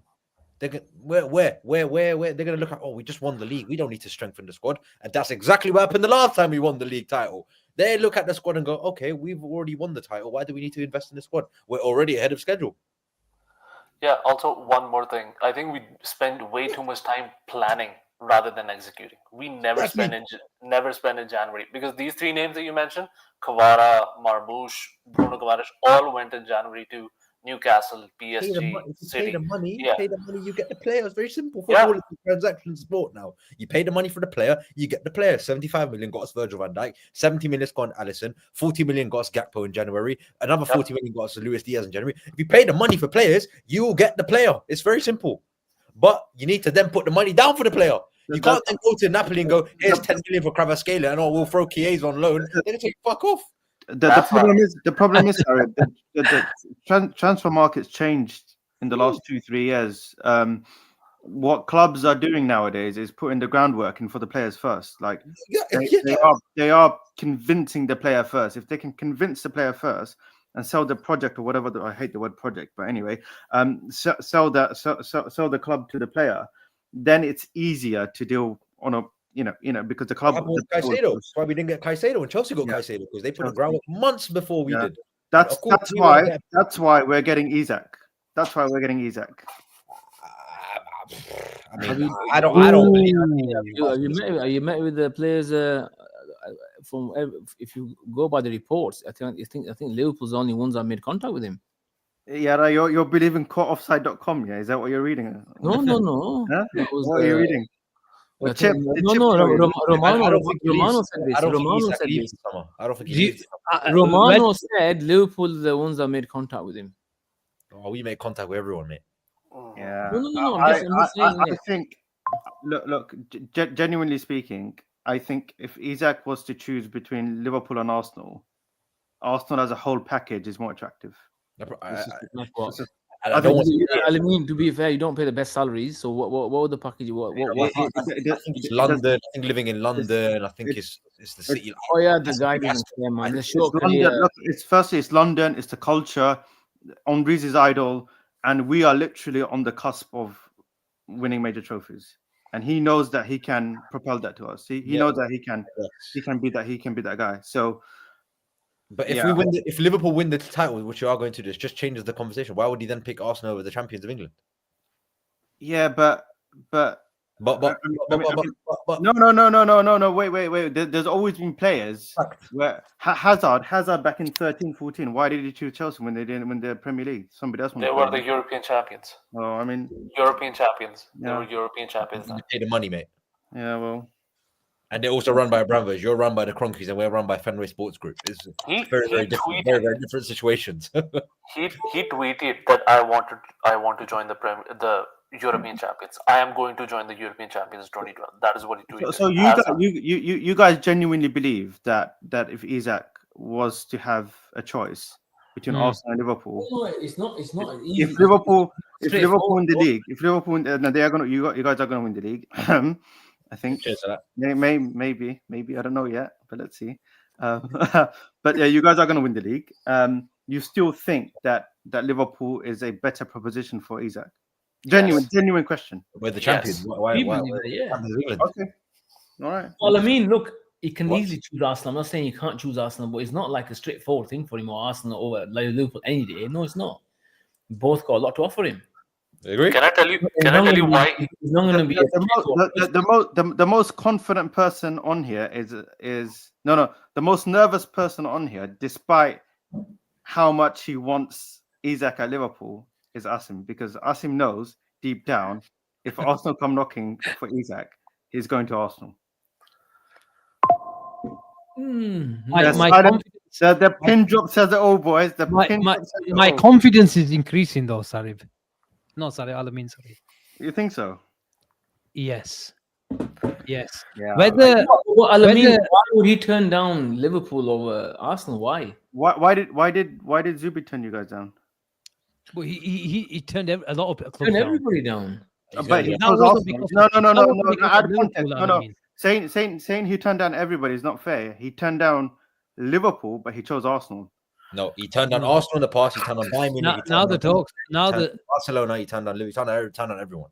He's going to Madrid. He's then realized 2 months into the season, I fucked up here. I could have been joining the Premier League champions. So he's then, you know what, Arsenal coming in for Liverpool. Don't go back in for players. We don't. I don't think it was just the players said no to us. We told him, okay, you went back. You went in for him, and he said okay because you went in for the past. No, we have pride. It wasn't just because turning down Liverpool. Back to our exes, all right. It wasn't just because Liverpool. I think because of the fact that they wanted to keep him, they tried their best to keep him, so he just showed a bit of loyalty there. It wasn't because Liverpool. No, forget Liverpool. It wasn't that. But I think at the time we weren't a good project. Arne Slot just came in, new manager. Well. Yeah, I agree with that as well. I think he's going to Madrid. That's my feeling. I think they're going to make 2 signings. It's going to be Trent and Zubimendi, and that's it. And that's all they need. So genuinely, do you guys think FSG are going to splash out 100+ million for Isak?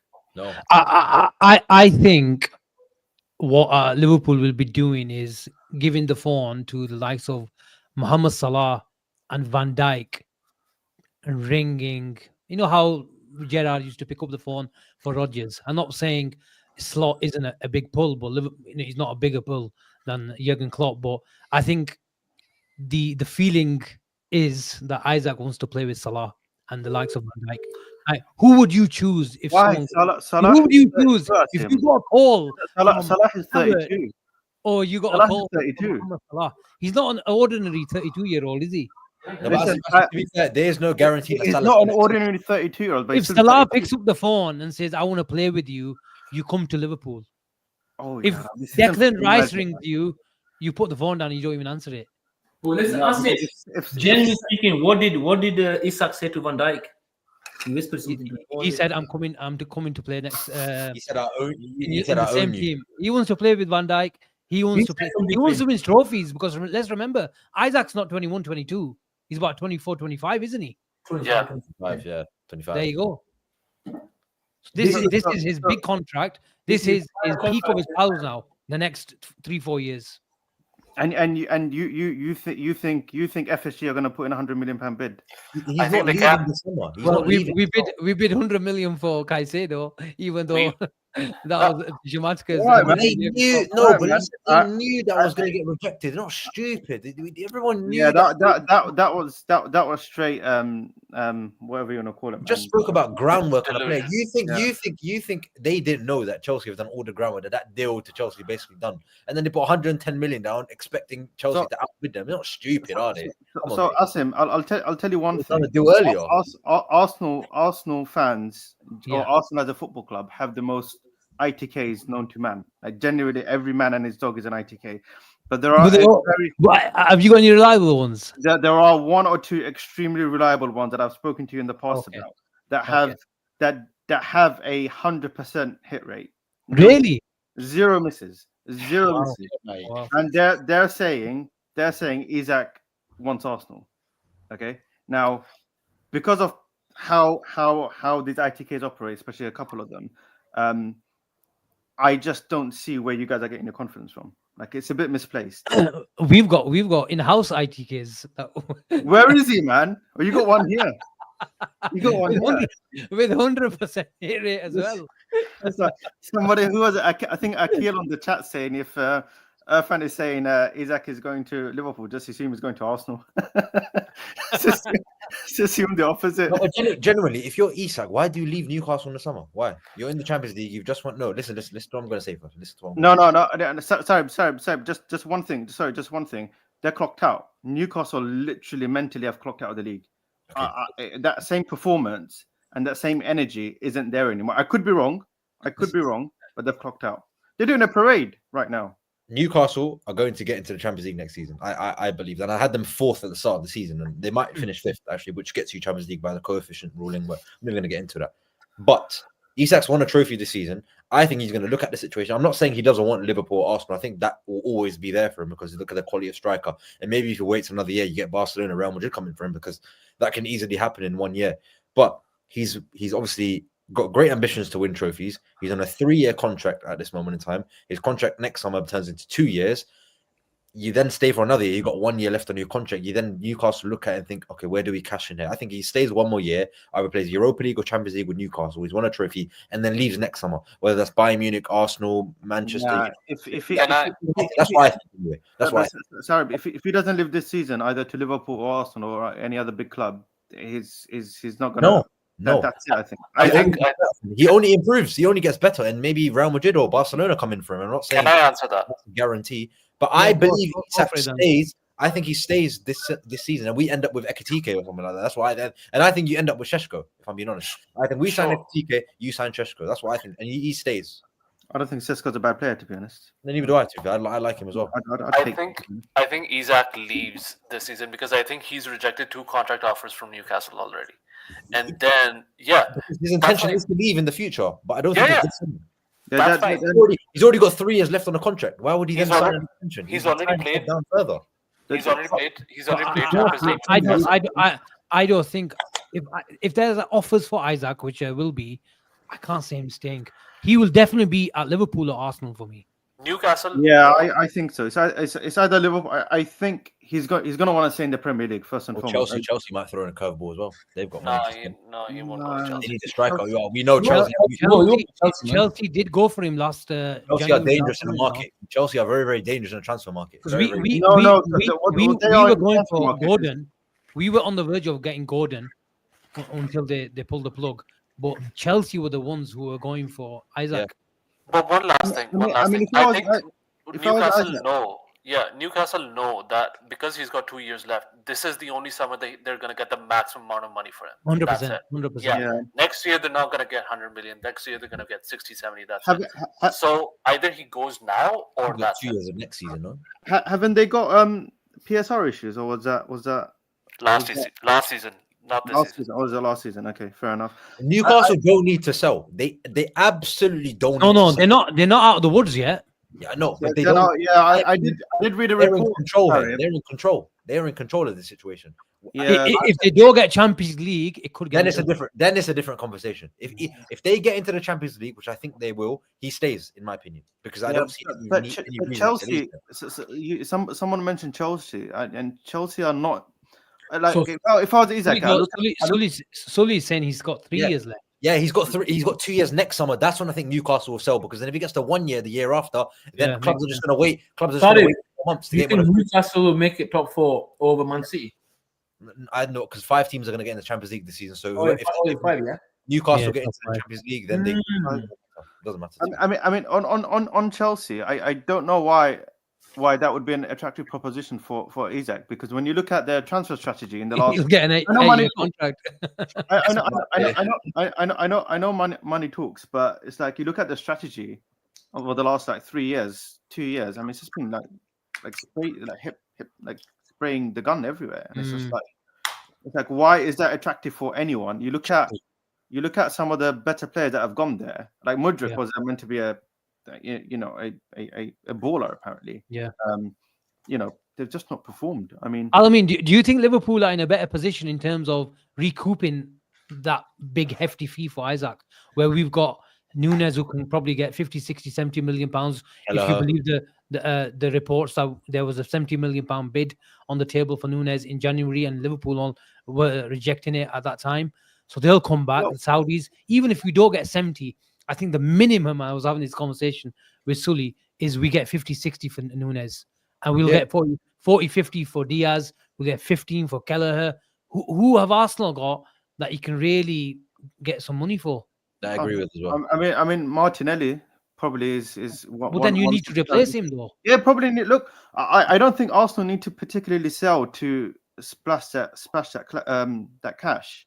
I don't think we're in a position like you guys. And I mean, if you don't recoup money, then the areas that you need to improve in, you need to spend 250 million pounds.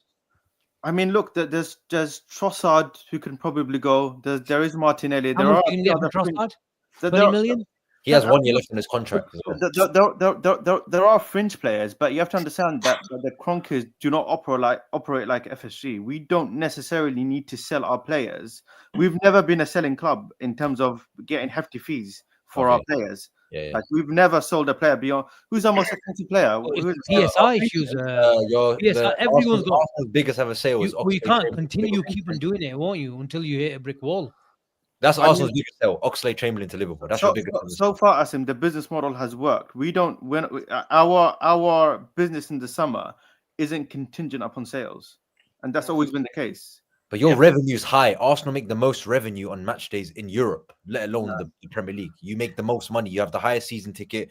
You sell out your stadium most weeks. You are the very expensive club. Arsenal are a very, very expensive club, and you're run by people that are very, very. What's the difference between Liverpool revenues and the Arsenal revenues? What's the difference? Not much difference. That's why we're pissed off. Probably about 20, 30 million. That's why we're pissed. Exactly. The latest numbers were, I think, Liverpool's figures were without Champions League. Yeah, but last 56. The issue is Arsenal are still going after finishing second in the league and going to sign Declan Rice for 100 million. We don't do that. We don't run as a. The problem that Liverpool have is Arsenal don't have is their biggest players. Liverpool have one of the the biggest wage bills in the Premier League. Yeah. That's what Arsenal don't have. But they will have to tie their best players to those sort of contracts very, very soon. Has Saka signed a contract yet, Alamin? His talks have begun now. So that's going to be what, 250 grand, 300 grand a week? Ramenal. Yeah, he signed the contract in. That's his next contract, won't it? He signed the contract 2 years ago. Signed the contract until 2027. 2 years ago. Who did? Saka. One thing that he's going to want another one now. I mean, the thing is, Asim, like you look at Liverpool and Arsenal financial power, just generally speaking, and the willingness to spend, I think you have to favor Arsenal a bit more because you just have to, like you guys are still benefiting from that Coutinho money. Like that's saying something. Do you get it? That was like 10 years ago. 100%. But I think Edwards that has come back. I think if he gets the indication that this is a player that does want to come, like Van Dijk, he will spend like 120 million. He won't do the Caicedo thing. He will wait. He will pay 100, 150 million that's needed if he gets the indication that Isak is worth 130 million. Yes. Okay. Before we go into that, how much Isak is gonna be worth in the summer? Let's just get quickly through some super chats. We've been through this one. Tom, your second one. Thank you very much for your super chat, mate. Ola Aina, Gene was big on this lad last night. Free until he grows into his body. I think he was talking about Conor Bradley, maybe. Luke, 30. Thank you very much for coming on. Great to come on and say my piece. Don't know if you could tell I was so nervous. You were absolutely brilliant, mate, Luke. Thank you so much for coming on and expressing your thoughts. Took myself out of my comfort zone, coming on, being out all love. Thank you very much, Luke. That's scary, big mate. up. That's scary. V2 Conje question: we're the club where we assess market conditions.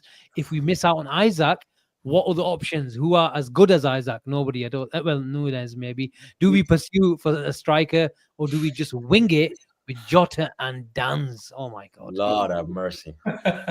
Torres is there, man. He's there, bro. He is there. He is. You know, if we win the league, Alamin, Yeah. we owe an extra 5 million to Benfica because of Nunes. Is it? We're still paying for that guy. He's costing us, and we're paying for him. Oh, the chips back. The chips back. Avi, jump on if you're at home. He took his buddy to for a table for two. So What's a buddy? Wife. I know what that is, mate. Mubs, how much is Isak worth? 120 million, 130 million? I say about 130. Newcastle will demand like 3 years left. 130. I don't think anyone is paying 130 million for Isak, even Arsenal. I agree. There I are. think, Are you sure? yeah, the same money as 130 Declan million. Rice. That's it. 110 110. million for Rice. Yeah, But I that's think it. My mum the makes question is, that for do free. we match Arsenal? I mean, he is. He's probably the best number 9 in the world. Actually, he is the best number 9 in the world. Yeah, all round, yeah. All round, it's the best number 9 in the world. But profile-wise, are there players similar to him? I think there are. Yeah, I think I agree. I think Sesko, in terms of pace, I've not physicality, seen- ball I've not seen a lot of striking, Sesko. his ball Alvarez. striking is on another level. If you want Isak in 2 No, years, game go- IQ, man. you go get Ekatike. That guy will beat Alexander Isak in 2 years. I'm telling you, I've not seen much of him. Isak has. He is so good. He's raw, but you stick with him. He'd do well at a club like Aston Villa. You put him in Aston Villa's team, in 2 years he'd get a move to City or United. He's that good of a player. But And he it- does well. he's Yeah, he so does well good. with a supporting He's striker. very, very good. Yeah. He's very, very good. And he wasn't getting his flowers when Mamouche was there, but Ekatike is having a very, very good season at Frankfurt. Very, very good player. He's tall, he's quick, he gets in behind, he's good in the air, he's got everything you want in the striker. I Listen, think you can talk about all these guys. Isak's still the best, right? Yes. yeah, 100%. Mark Hastings. And Arsenal and Liverpool want him. So how much do you think? You reckon Arsenal can outbid him? Is it going to be a bidding war, or do you think we'll be able to convince him with the project? How's it going to work? Because he has to. If Newcastle, If he chooses the club, then it's up to the club to negotiate with the club, then, isn't it? With Newcastle. but if Newcastle are smart, they'll start a bidding war and they'll probably pivot for that. No, but that doesn't happen these days, Alamin, because at the player decides I want to go here, so you negotiate with them. Yeah. So Yeah, that's I think they look like you said before. You negotiate with the players' entourage, and then you with the agents, and once you convince the player, then the player says, I want to go here. That's it. Yeah, Taib in the chat is saying a decent thing, to be honest. I forgot about Gabriel Jesus, who we wanted to offload in the summer, and he is on quite a bit of money. I think he's the second highest paid player in the team or something, or third probably. He was at City, wasn't he? So yeah. Yep. So But Arsenal don't have a good track record of selling players, to be very honest. yeah, I agree. Yeah. I agree. We've never sold players well, but then again, look, we don't have to necessarily sell our players to make That's true. big That's transfers. true. But do you not have operated like 250 million? Because if you want Nico Williams, he's going to cost what, 70, 80 million I maybe? think they do that deal. I think they signed Nico Williams. I think. Okay, Nico Williams. No, Nico let- Williams. let's be slightly conservative. Let's say 60 million. No, his release clause is 45 million or something. Nico Williams. No, Yeah, he is. I think it's. I think it is. 45 million. I think it's Yeah, something. it Like is. that. I think it was like 50 mil release code. That was in the He's day. on, he's on high wages. Apparently, he's already on 200 what grand a is it? week though. No, he signed a new contract. He signed a new contract since then. Aki Yeah. says So 45 million after Euros, then he signed a new contract. No, I think Sully Yeah. and He's got a 48 million pound release clause. He does. He Okay, does. 48 million. I think he's on 200 grand a week though. Yeah, he's on high Yeah. wages. He's on high He's wages. on high wages. Okay, 50 million for him, yeah. 120, let's say, for Isak. So that's 170 million. And then who else you can buy? Zubimendi for another 50 million. Do you see Arsenal spending gross 230 million in the summer, Alamin? I do, yeah, I do. And where are you going to recoup some money? I think that Martinelli to the Saudis, I'll give you what, 50, 60 million or more? So the way it's been done so far, especially with the Rice stuff, is that the Kroenkes have lent money to the club, and they changed the model in terms of how that money is paid back. It's in like equitable format, so it's a bit different. That sort of goes around the PSR rule. So we don't necessarily need to recoup cash, if that makes sense, to stay within PSR rules. And that's what some people are in the chat are not getting.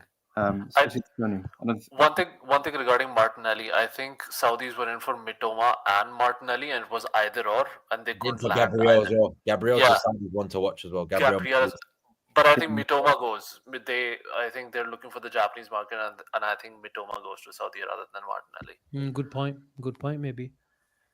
Plus, last thing, guys, before I leave, I think 120 gets Isak. Newcastle will bite your hands off if they do get 120, and they're not gonna care. I'm not a betting man, but the bookies do have Liverpool as the favourites at the moment is for Isak to stay at Newcastle, but Arsenal are 10-1 to send Alexander Isak. What that means, I don't bet, but I kind of know what that means. So you put a pat. What Liverpool? What Liverpool? Liverpool are. You're gonna put a tenner on it? No, I don't bet, mate. I don't bet. I'm only joking. I'm only joking. Sorry, you're defending yourself really well there. No, I know. I read this. Liverpool are really defensive. Arsenal are now 14-1 to keep sign Isak. I told you. Muhammad's been on the phone. Muhammad's been on the phone. He's 32, Asim, man. He's 32. He 1 year with the greatest player ever. Yeah, he's not even the greatest player in Liverpool, man. What are you talking about? It's Luis Suarez. There you go. The greatest player to ever grace the Premier League. He's taken over Henry. Well, Isak did say the best stadium he's ever played in was Anfield. So best atmosphere. He did say that. I think he say that. Yeah. Well, he's not going to say Emirates, is it? He's not going to say Emirates. Look, look, man. You've got some drums in there these days. Look, man. Isak's idol is only the King Thierry Henry, man. That's it. The greatest player. Yeah, Bellingham was Gerrard. To have ever graced the Premier League. No, that's fine, but Bellingham's idol Gerrard. Bellingham did say he said Zidane. This is brilliant. Tayyip says Arteta will turn Isak into a left wing back. Well, he'd loaned him out for 3 years, realised that this guy's actually good, bring him back. That's what he did with Saliba. Yeah. Saliba, centre back with Saliba, Isak. Honestly, you guys are so fortunate that William Saliba hasn't asked to leave Arsenal. You know that. You had him out on loan for 3 seasons, and you had guys like flipping Pablo Mari playing ahead of him. Do you know who Pablo Mari was before he came to Arsenal? No, I didn't, bro. I'm going to be honest. I didn't know. That's Mingo. Look, man. There are a few players. That you have. There are a few players in football right now where the profile to replace him just doesn't exist. Van Dijk, Saliba, Rice to some extent as well. Salah. Rice. Rice. Not Rice. No. Oh my God, who's a better CDM than Rice? Rice does not play CDM. Okay, who's a better midfielder than Rice? He plays as a number 8 box crashing 8. He does never plays as a 6. Thomas Partey holds. He started as a 6 though. He's not a box crashing 8, man. Come on, that's why he plays for Arsenal. When have you ever seen Rice defending the edge of the box? He doesn't do it. He's a runner. He carries the ball. He's a ball carrier. That's what he does. Is he a better ball carrier than Gravenberch? Probably, yeah. I think Gravenberch is better on the ball, but Gravenberch is better on the ball. Gravenberch is on the ball, isn't it? Gravenberch on the ball is one of the best players in the Premier League. It's not a lie. Okay, all right, man. That's what you said is a ball carrier. So I'm saying, who's a better ball carrier? That's on the ball, isn't it? Yep. No, but I'm talking about maybe Gravenberch driving through midfield is probably not as good as Declan Rice. Declan Rice is his game is getting from deeper areas into the position where he can score goals. I see him do it a lot of times. He carries the ball really, really well, Declan Rice. And maybe I've not seen Gravenberch do it to the level that Rice has, and maybe that will come in time. But I like the way Gravenberch can accelerate into, like, with one turn he can get past 5 players. Rice doesn't have that sharp turn of movement. Rice has he can hold off 3 or 4 players with his. And that's probably one of the reasons. And that's probably one of the main reasons why he started as a 6, and Arteta. Yeah, probably to a large extent lost trust in him, because when you play against a low block, you need your 2 8s. You need your 2 8s to be occupying number 10 positions in the half spaces. Yeah, then you need a lone 6. And Rice, even against mid-table sides, is not good enough to receive the ball in those areas. And then he doesn't have the progressive passing. someone like Partey. Partey's a lot better passer, I think. Yeah, he is very good. He's very Yeah, underrated. but I think when you play both Rice and Partey, you become way too defensive, and I think that's been That my is the main problem. complaint. That is the Yeah, problem. that's the problem. Because if you need to be an attacking league-winning force, you need 1-6 and everyone else to basically attack. Because attack is the main form of defense, and by playing two Right. CDMs more or less, I think you're playing way too defensive, and that's the main problem. He never did this though. He never did this, Arteta. He always played Partey, Yeah. Odegaard, and I forgot, and Xhaka. Xhaka played as left back when Zinchenko. So our biggest problem, He always had players decent on the ball. Arteta's biggest problem the whole system up. Arteta's biggest problem, Sarib, I think has been He's too scared. That league title that he lost scared. It's not just that though, but there's a bigger specific problem is that he's not been able to find that left 8 yet, and that's been a bit of a problem since Xhaka left. Yeah, no, I agree. It was meant to be Havertz. Yeah, he tried. Didn't work. Then Havertz went up front. Sold Emile Smith Rowe.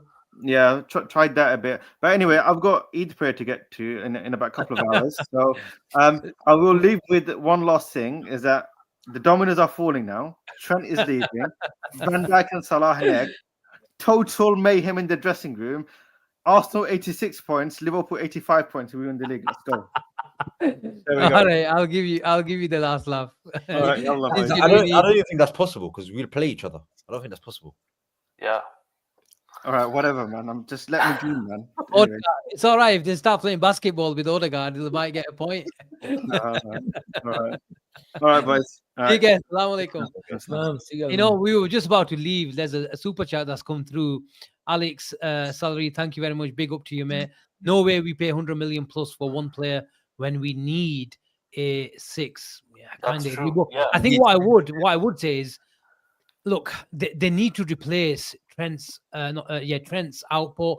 There's a question mark. Earlier on in the season, if you ask me about Isak, and when this Trent news didn't come out, I probably was of the opinion of if they lose Salah, I can see them going all out on Isak because they need to appease fans as well as replace the output. But now Trent's news has come out, I can see Liverpool still going for Isak, even if Salah stays. Yeah, 100%. I think there's a lot of pressure there. They need to do something to come back. But there's also a couple other things. I do think these three, Nunes, Diaz, Jota, I don't think they're in his favor at all. So I think he's looking for number 9 anyway. Of course. Yeah, because these three, I don't think stay at all. And I think we have a lot of sellable assets this summer. Kelleher, Gomez, Kwanzaa, Elliott, these three. Morton, McConnell, maybe even Bajcetic, who knows? So Yeah. I mean, we're gonna sell a lot. Elliott, yeah, and I think we have to buy a lot as well because I just don't see. I just don't. Yeah, see, that's the problem. I just don't see a window where Edwards. I mean, I know he's not keen on any of the tackles that we have, bar obviously Salah, and obviously he's got his question marks about that as well. I just don't see a window where Liverpool lose Diaz, Nunez, Jota in the same summer. I think 2 go, 1 stays, 1 goes after. Some Liverpool bring a replacement in, and then they sign a replacement the summer after. You can't just rip up a whole midfield. I think we got very, very fortunate with Gravenberch, Szoboszlai, and McAllister to do that.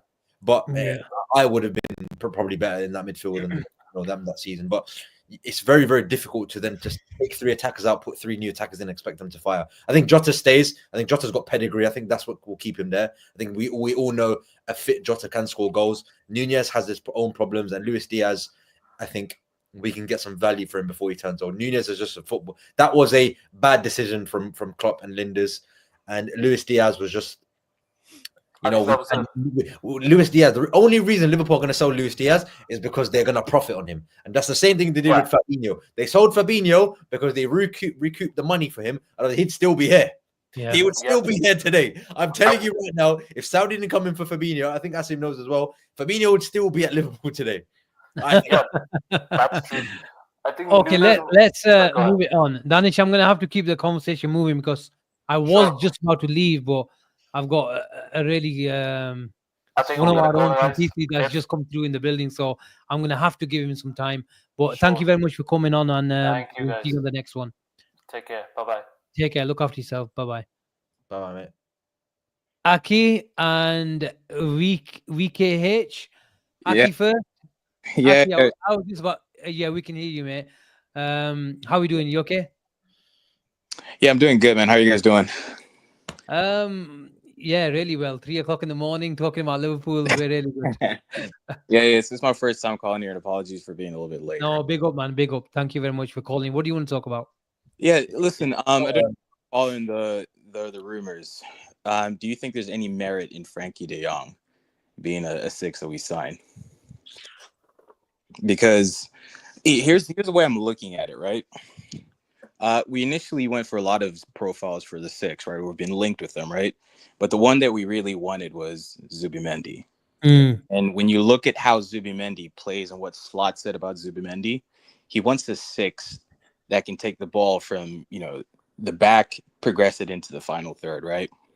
So Gravenberch has been playing that role because that's his ability to do that, like turning on the half turn, but also, carrying it from as a ball progressor. But it seems that Slot wants a ball passer, if that makes any sense, but also somebody who can carry the ball, right? And those are strengths that Zubimendi's had. And if you kind of look at it, those are strengths that Frankie De Jong has. Now, the rumor is there's a little bit of a contract situation with Barcelona. It seems like Man United, ever since Ten Hag left, those rumors died, right? So the only teams that are really being linked with him are Chelsea and us. So do you think really that he's a player that we're going to have to, we're not going to have to, but we are going to make a move for in the summertime? Sarib?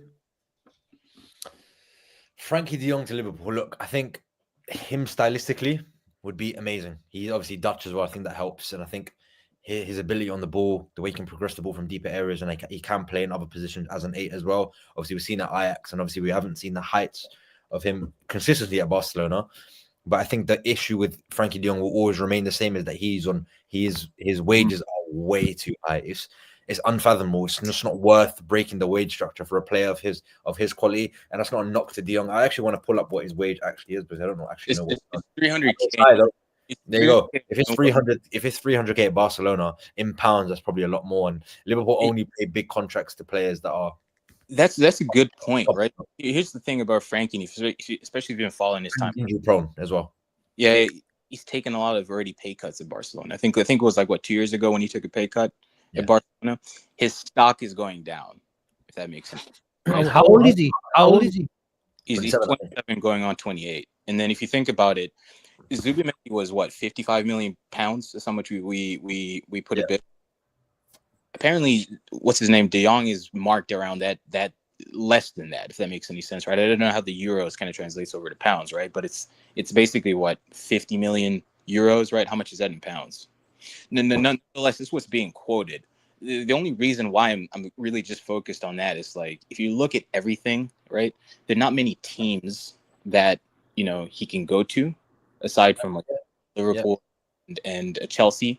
We have the wage structure to bring him in because we've offloaded a lot of people, and then on top of that, I think that we might be getting a little bit of a bargain on him, if that makes any sense, right?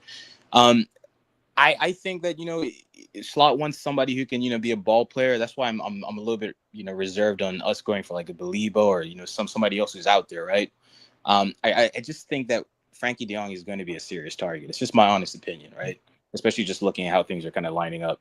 Just to interject, do you think Slot's opinion has changed over the course of the season? I know when he came in, that's the first sort of requirement that he wanted. He wanted FSG to go get Zubimendi. He was all about control, a metronome, a volume passer in the middle of the park. But over the course of the season, away to Newcastle, away to Everton, away to City, away to PSG, that he thought, I need a controller. But when we come up against really aggressive pressing sides, we lack physicality as well. So do you think his opinion has slightly changed? Or do you think, no, he wants a controller and that's what he'll go for again in the summer? I think he wants a controller, if I'm being quite honest, right? Because here's the thing, right? I think that in terms of a ball-winning player, he prefers somebody who's a little bit more mobile, right? Hence why it's he's like, right? He's like McAllister, exactly, right? Because McAllister is a little bit more mobile than Gravenberch, right? But So something just tells me that he's going to stick to that, Slaughter. Especially now, if you think about it, we're losing Trent, and one of Trent's biggest abilities is playing the ball from the defensive half very fast into the final third. That's what we're going to be missing with Trent. So we need to identify somebody who can do that, to be quite honest, right? Because I know that Slot likes to have a lot more patient approach to games, right? But if there was one thing that he stuck with, especially from Jurgen's time, was his use of Trent in that position to get the ball out really quick. So that's why the only player that I'm really looking at on the market that actually fits that mold is Frankie, right? But at the same time, again, maybe I don't know too much about like other players like Angelo Stiller or somebody else, right? But just keep that in mind. I think that he's actually going to be looking for a ball playing six, especially since we're losing Trent. That's something that's not really talked about a lot, right? But what he also has been using in the last, or employing in the last couple of weeks, is he's been using McAllister in a deeper role, where he's been picking up, from the left-sided centre back. So he's picking up Tony Kroos positions.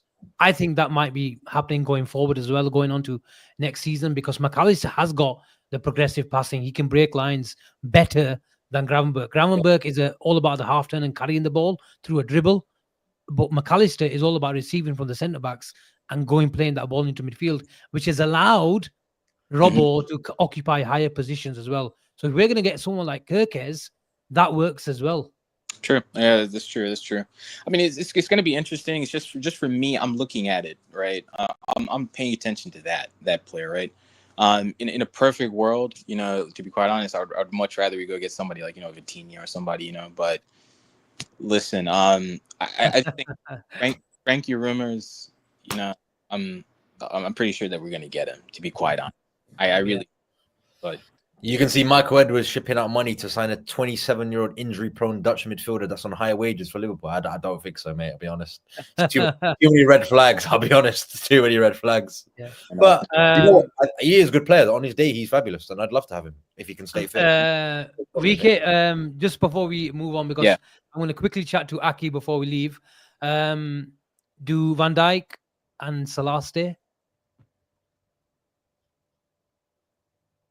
Is that a no? Has he gone? Oh, was that for me, dude? Van Dijk? That was for you, yeah. Yeah, sorry about that. Yeah, I really think that they do. To be quite honest, the only thing is how long are they going to stay for? Maybe 2 years at most, maybe an extension. Okay. Right? Does Trent stay? A massive U-turn? No, he's gone. He's gone. He's gone. That's my opinion, right? Because it's just the signs. From last year, if you remember, right? I think the writing was on the wall, especially when Jurgen was leaving, and you saw him get a little bit emotional in front of the crowd and stuff like that. Trent, somebody just told me that was when Trent kind of signed off, right? And then especially at the start of the year when he was a little bit, throwing an attitude towards Slot, publicly, right? I think the way he's carried himself this entire season, Trent's the one that's gone. I'll probably hope that Salah and Virgil stay on. Maybe some time to actually start looking like replacements, right? Because this talk of us maybe going for Isak, that's going to kind of off, right? The eventual Salah departure, and then for the defensive side, I don't know. I really rate Dean Howson, right? Do I think that we're going to make a move for him? Maybe. Do I? If we can get him in now, fantastic, right? But I think that's all dependent on if we lose Joe Gomez, if we lose Jarrell Kwanzaa, right? And then that'll be another player that can kind of ease off, the Virgil departure. But we'll see how it goes, right? We'll see how it goes. Brother, thank you very much for hopping on and sharing your thoughts with us. And we hope to catch you very, very soon. Anytime. Take care. Look after. Ake, you must have ordered your bawa by now. Has he gone? Aki, are you there? Which Aki is that? Apna Aki? No, I think he's JD's brother. Oh, JD's brother. Okay, where are you, man? I think he's just gone. I'm going to have to remove him. If you're still there, I'm going to remove you and then come back on. He might have put himself on mute, I think. He's saying, can you hear me in the private chat? Or is he there? No, we can't hear you. Turn your microphone on. Might help. The Isak. I'm going to remove you, Aki, and then you come back on. You're not muted, though. That we can't hear you. I'm going to take you out and you just come back on, yeah? Sorry, when you doing Eid? yeah. What's happened here? My family's in Monday though. No, I'm not about you, no, your family. Mate, I'm working anyway, so get Eid, man. I'll say I'm the one giving out Eid now, bro. I'm getting old. Listen, stop diving the question. When are you doing Eid? Bro, my family's doing it Monday, but I'm gonna be at work on Monday, yeah. Let's give it another go, Aki. Aki. Assalamu alaikum. Wa alaikum salam. Oh, yeah, I was speaking before. I was speaking to myself. I was thinking, hey, get across.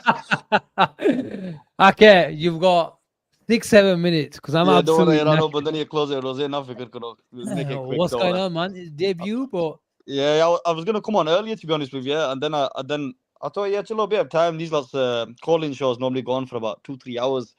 Any but the clocks have gone forward. Oh, here's an exclusive, Aki. Here's an exclusive. Blue chip. Asim, we had scouts at Monaco today. Is that Lamine? Surely not. Lamine Kamara. Have they seen the price of Monaco? No, we don't shop there. We shop in Thailand, not Monaco. Thailand is cheap for Sarib, so it makes sense. Avi Bombers. Yeah, no, that's what he's giving us bombers even when he's not on the show. You needed some Avi bombers today, you know. He's been putting bombers nearly everything he's been coming in. To be fair, he got the I need to go do my own bomber in a minute. Sorry, you were burping before, so maybe you need a fart now. Did you see what Avi said yesterday about Gavi? Yeah, I was listening to it today at work. Yeah, man. I just. What do you think? I just don't see it happening. You don't see it happening? Do you see it happening, Sarib? Honestly, I was listening to that. Yeah. In my 23 years of existence, I've never heard an Indian man waffle as much as the blue chip. What a waffle! You know what? It was a good pitch. It was a beautiful pitch. It was a beautiful pitch. Just because he sounds cute saying it doesn't mean it's a good pitch, mate. Like he'd make a good salesman, wouldn't he? He's a good salesman. Yeah, he's a good salesman. Oh, like, is that what he does? Fair enough, makes sense. He's a good salesman, but I don't know. Am I deluded? Am I stupid? No. Don't get no. You know, he got the Hoyson one, right? He's had a few on there.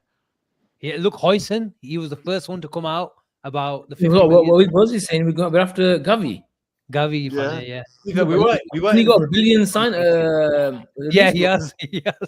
What was his? Well, he goes. They're in financial trouble, Barca, and then some court cases coming up in the summer, and they're looking to sell one of their prized assets. They've been in financial trouble for 5 years, and they've not sold no prized asset in that time. I don't see how now. I mean, to be They've fair, been selling a lot of things though, including their TV rights right. and all that sort of stuff. Yeah, they'll find a way. He doesn't start for Barcelona either.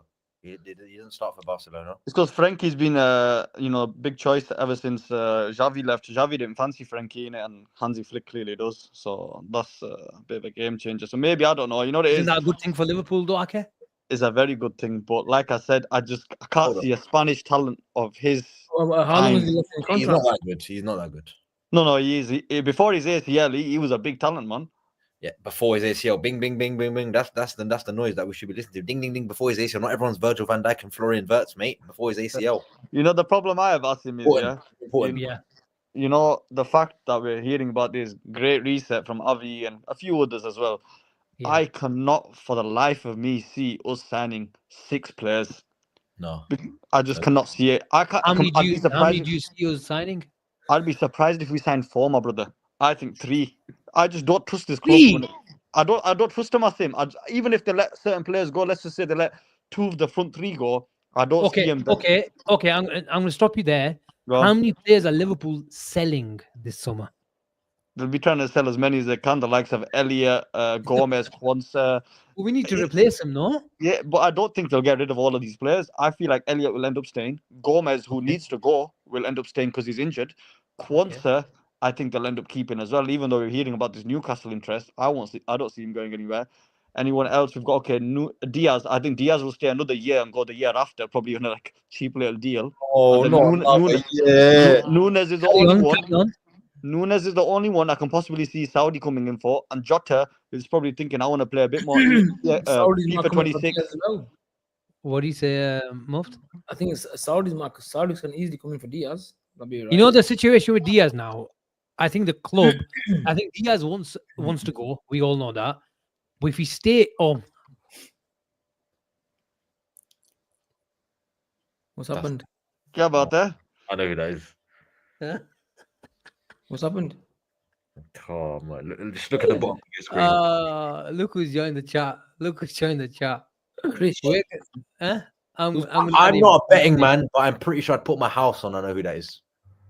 Tayyib says, I know who it is. Who's that? I'll tell you. I'll tell you when I add him. Take a wild guess. No, Abba. tell me.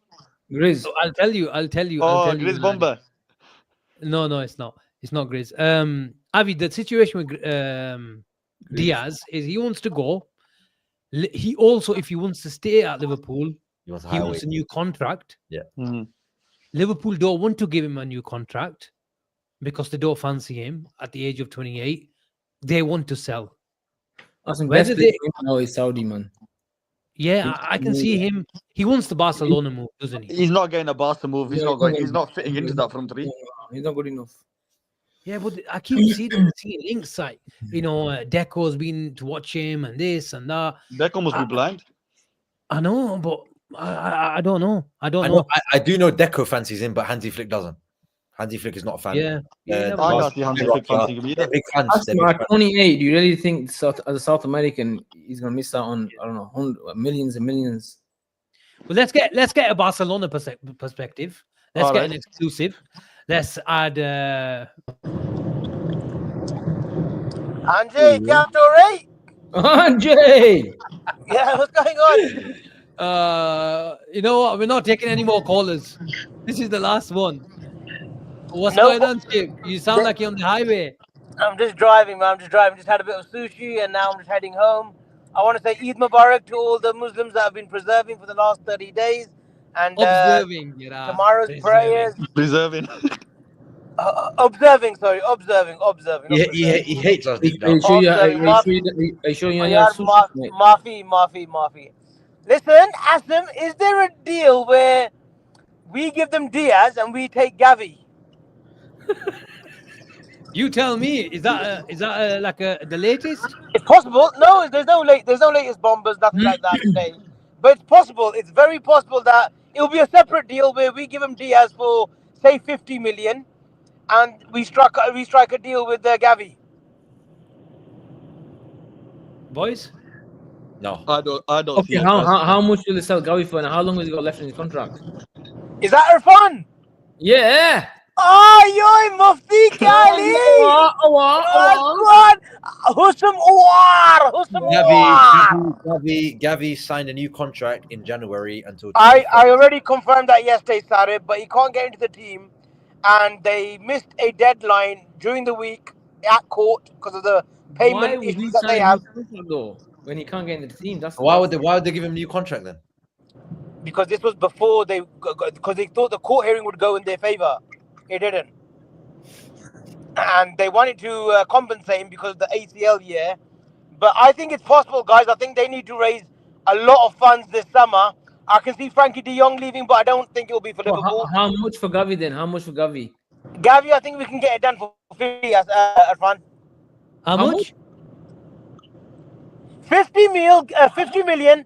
50 million, give me Gavi, whole gaya, shutti. I am not wasting 50 million of our budget on a midfielder that we don't need. We do need him. You No, saw we the don't. PSG game. Did you see the PSG game?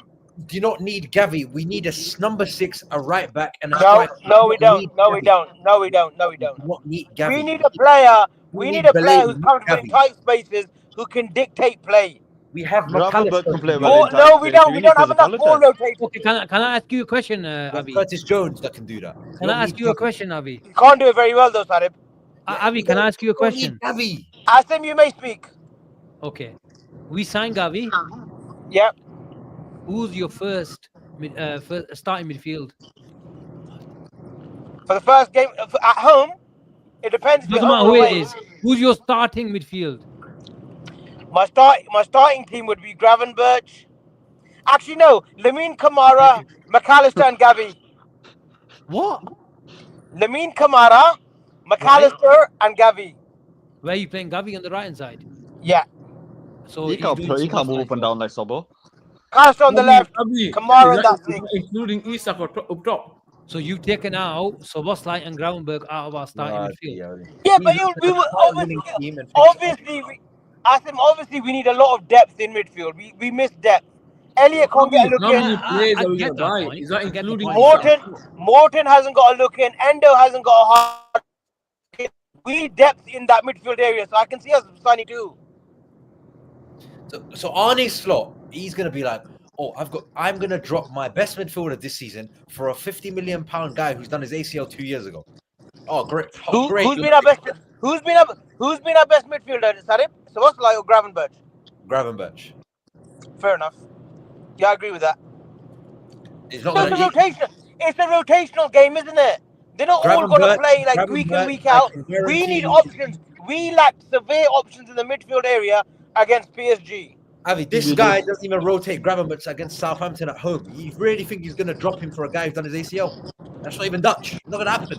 Ain't going to happen. Gravenberch is Arne Slot's love child. He loves him. He loves, absolutely adores him. He's not going to drop him. It's not going to happen. Sarib, this is where you get schooled. It's a squad game. That's why Arsenal didn't win the league. Your beloved Arsenal didn't win the league this season because it's a squad game. They didn't have the depth. Yeah? Arteta needs depth in his Arsenal team, yes or no? I'm not an Arsenal fan, so I wouldn't know. But you obviously cover a lot of their coverage. You do a lot of the, you do YouTube shows on them. You do YouTube shows on them. You would agree that Arsenal need depth. I'm a football fan. I do videos on everyone. You know full well. You did a transfer budget, didn't you, with Arsenal a couple of days ago? I did a starting 11 prediction show because they're also linked with the same players that we are. Yeah. So you will agree that they need depth, yes or no? In certain areas, yeah. And we need depth in the midfield area, yes or no? Not the midfield that you mentioned, no. We need different. But that's a matter of opinions, isn't it? It's about the profile and whatnot. That's a matter of opinion. If we lose Trent Alexander-Arnold, right? We lose Trent Alexander-Arnold, and we sign Jeremy Frimpong, which I think that's what's going to happen. You then need somebody in the defensive midfield area that can cover that right hand side because Frimpong's going to be up and down, up and down, up and down. Now, does Gavi do that? But that's your perception that we're signing Frimpong. We're not signing Frimpong. I can tell you that for a fact we're not signing Frimpong. We're more likely to sign Jeremy Frimpong than Gavi, and I think everyone agrees with that. Yeah, but that's two different positions. You're making no sense. Two different positions that don't make sense. No, one's a right back, one's a midfielder. One's a right back, one's a midfielder. Make it make sense. Listen, you're not listening, Chip. I think you drank too much. No, you're not making sense again. You're doing that same old shit again. You're not making sense. If we sign Frimpong, you then need a defensive midfielder that covers that space because Jeremy Frimpong is a wing back that's going to try. So you've just contradicted yourself by saying that Slot's not going to drop Gravenberch, who's been the best midfielder. And now you're saying because of Frimpong, we're going to have to sign a defensive midfielder. Hey, Yarashad, Asim, I'm going. Happy Eid Mubarak, everyone. God bless you all. Thank you. He's not going to drop Gravenberch for Gavi. He's He's smart. Has he gone? Has he gone? He my head because he knows he's wrong. He just wanted to get his 20 pence in and dip. Boy, shall we call it a night? Gavi, that's for sure. We're not getting Gavi, man. He knows he's wrong. That's why he left. He had no rebuttal to what I just said. That's why he left. If we don't get Gavi at the end of the summer, he's gonna get it. Trust me. He's gonna get it. There's been plenty of summers since we've been doing this show where he has said certain players and we haven't got them. That's true as well. But the thing is, he does put his hands up. Sorry, that when it doesn't come through, he takes the crap. Yeah, fair play. Cello, boys. It's 3:26. I think this is the latest time that we've been on live. Muft, I'll catch you tomorrow. I think Caicedo was worse. Caicedo was worse, I think. Caicedo was worse, I think. I thought you were saying Caicedo. No, don't worry about that. You can do that as well. That's what I thought you said. Anyway, people, thanks for look at the chat, man. There's still 500 people here watching. If you haven't liked and smashed a subscription on the channel, and I don't know what you're doing, man. Show some love, show some support to the brothers. 3:26 in the morning, and we're still here talking about Liverpool. And sub to my channel too. I'm like 40 away from And that as well. And that as well. Nearly at 500 subs, guys. Sarib K. Dot. Smash a like and subscribe, and we probably see it's Sunday tomorrow. I think we're going again. Gene and Chip are back as well, and we'll catch you tomorrow. Take care and have a good night. See you later.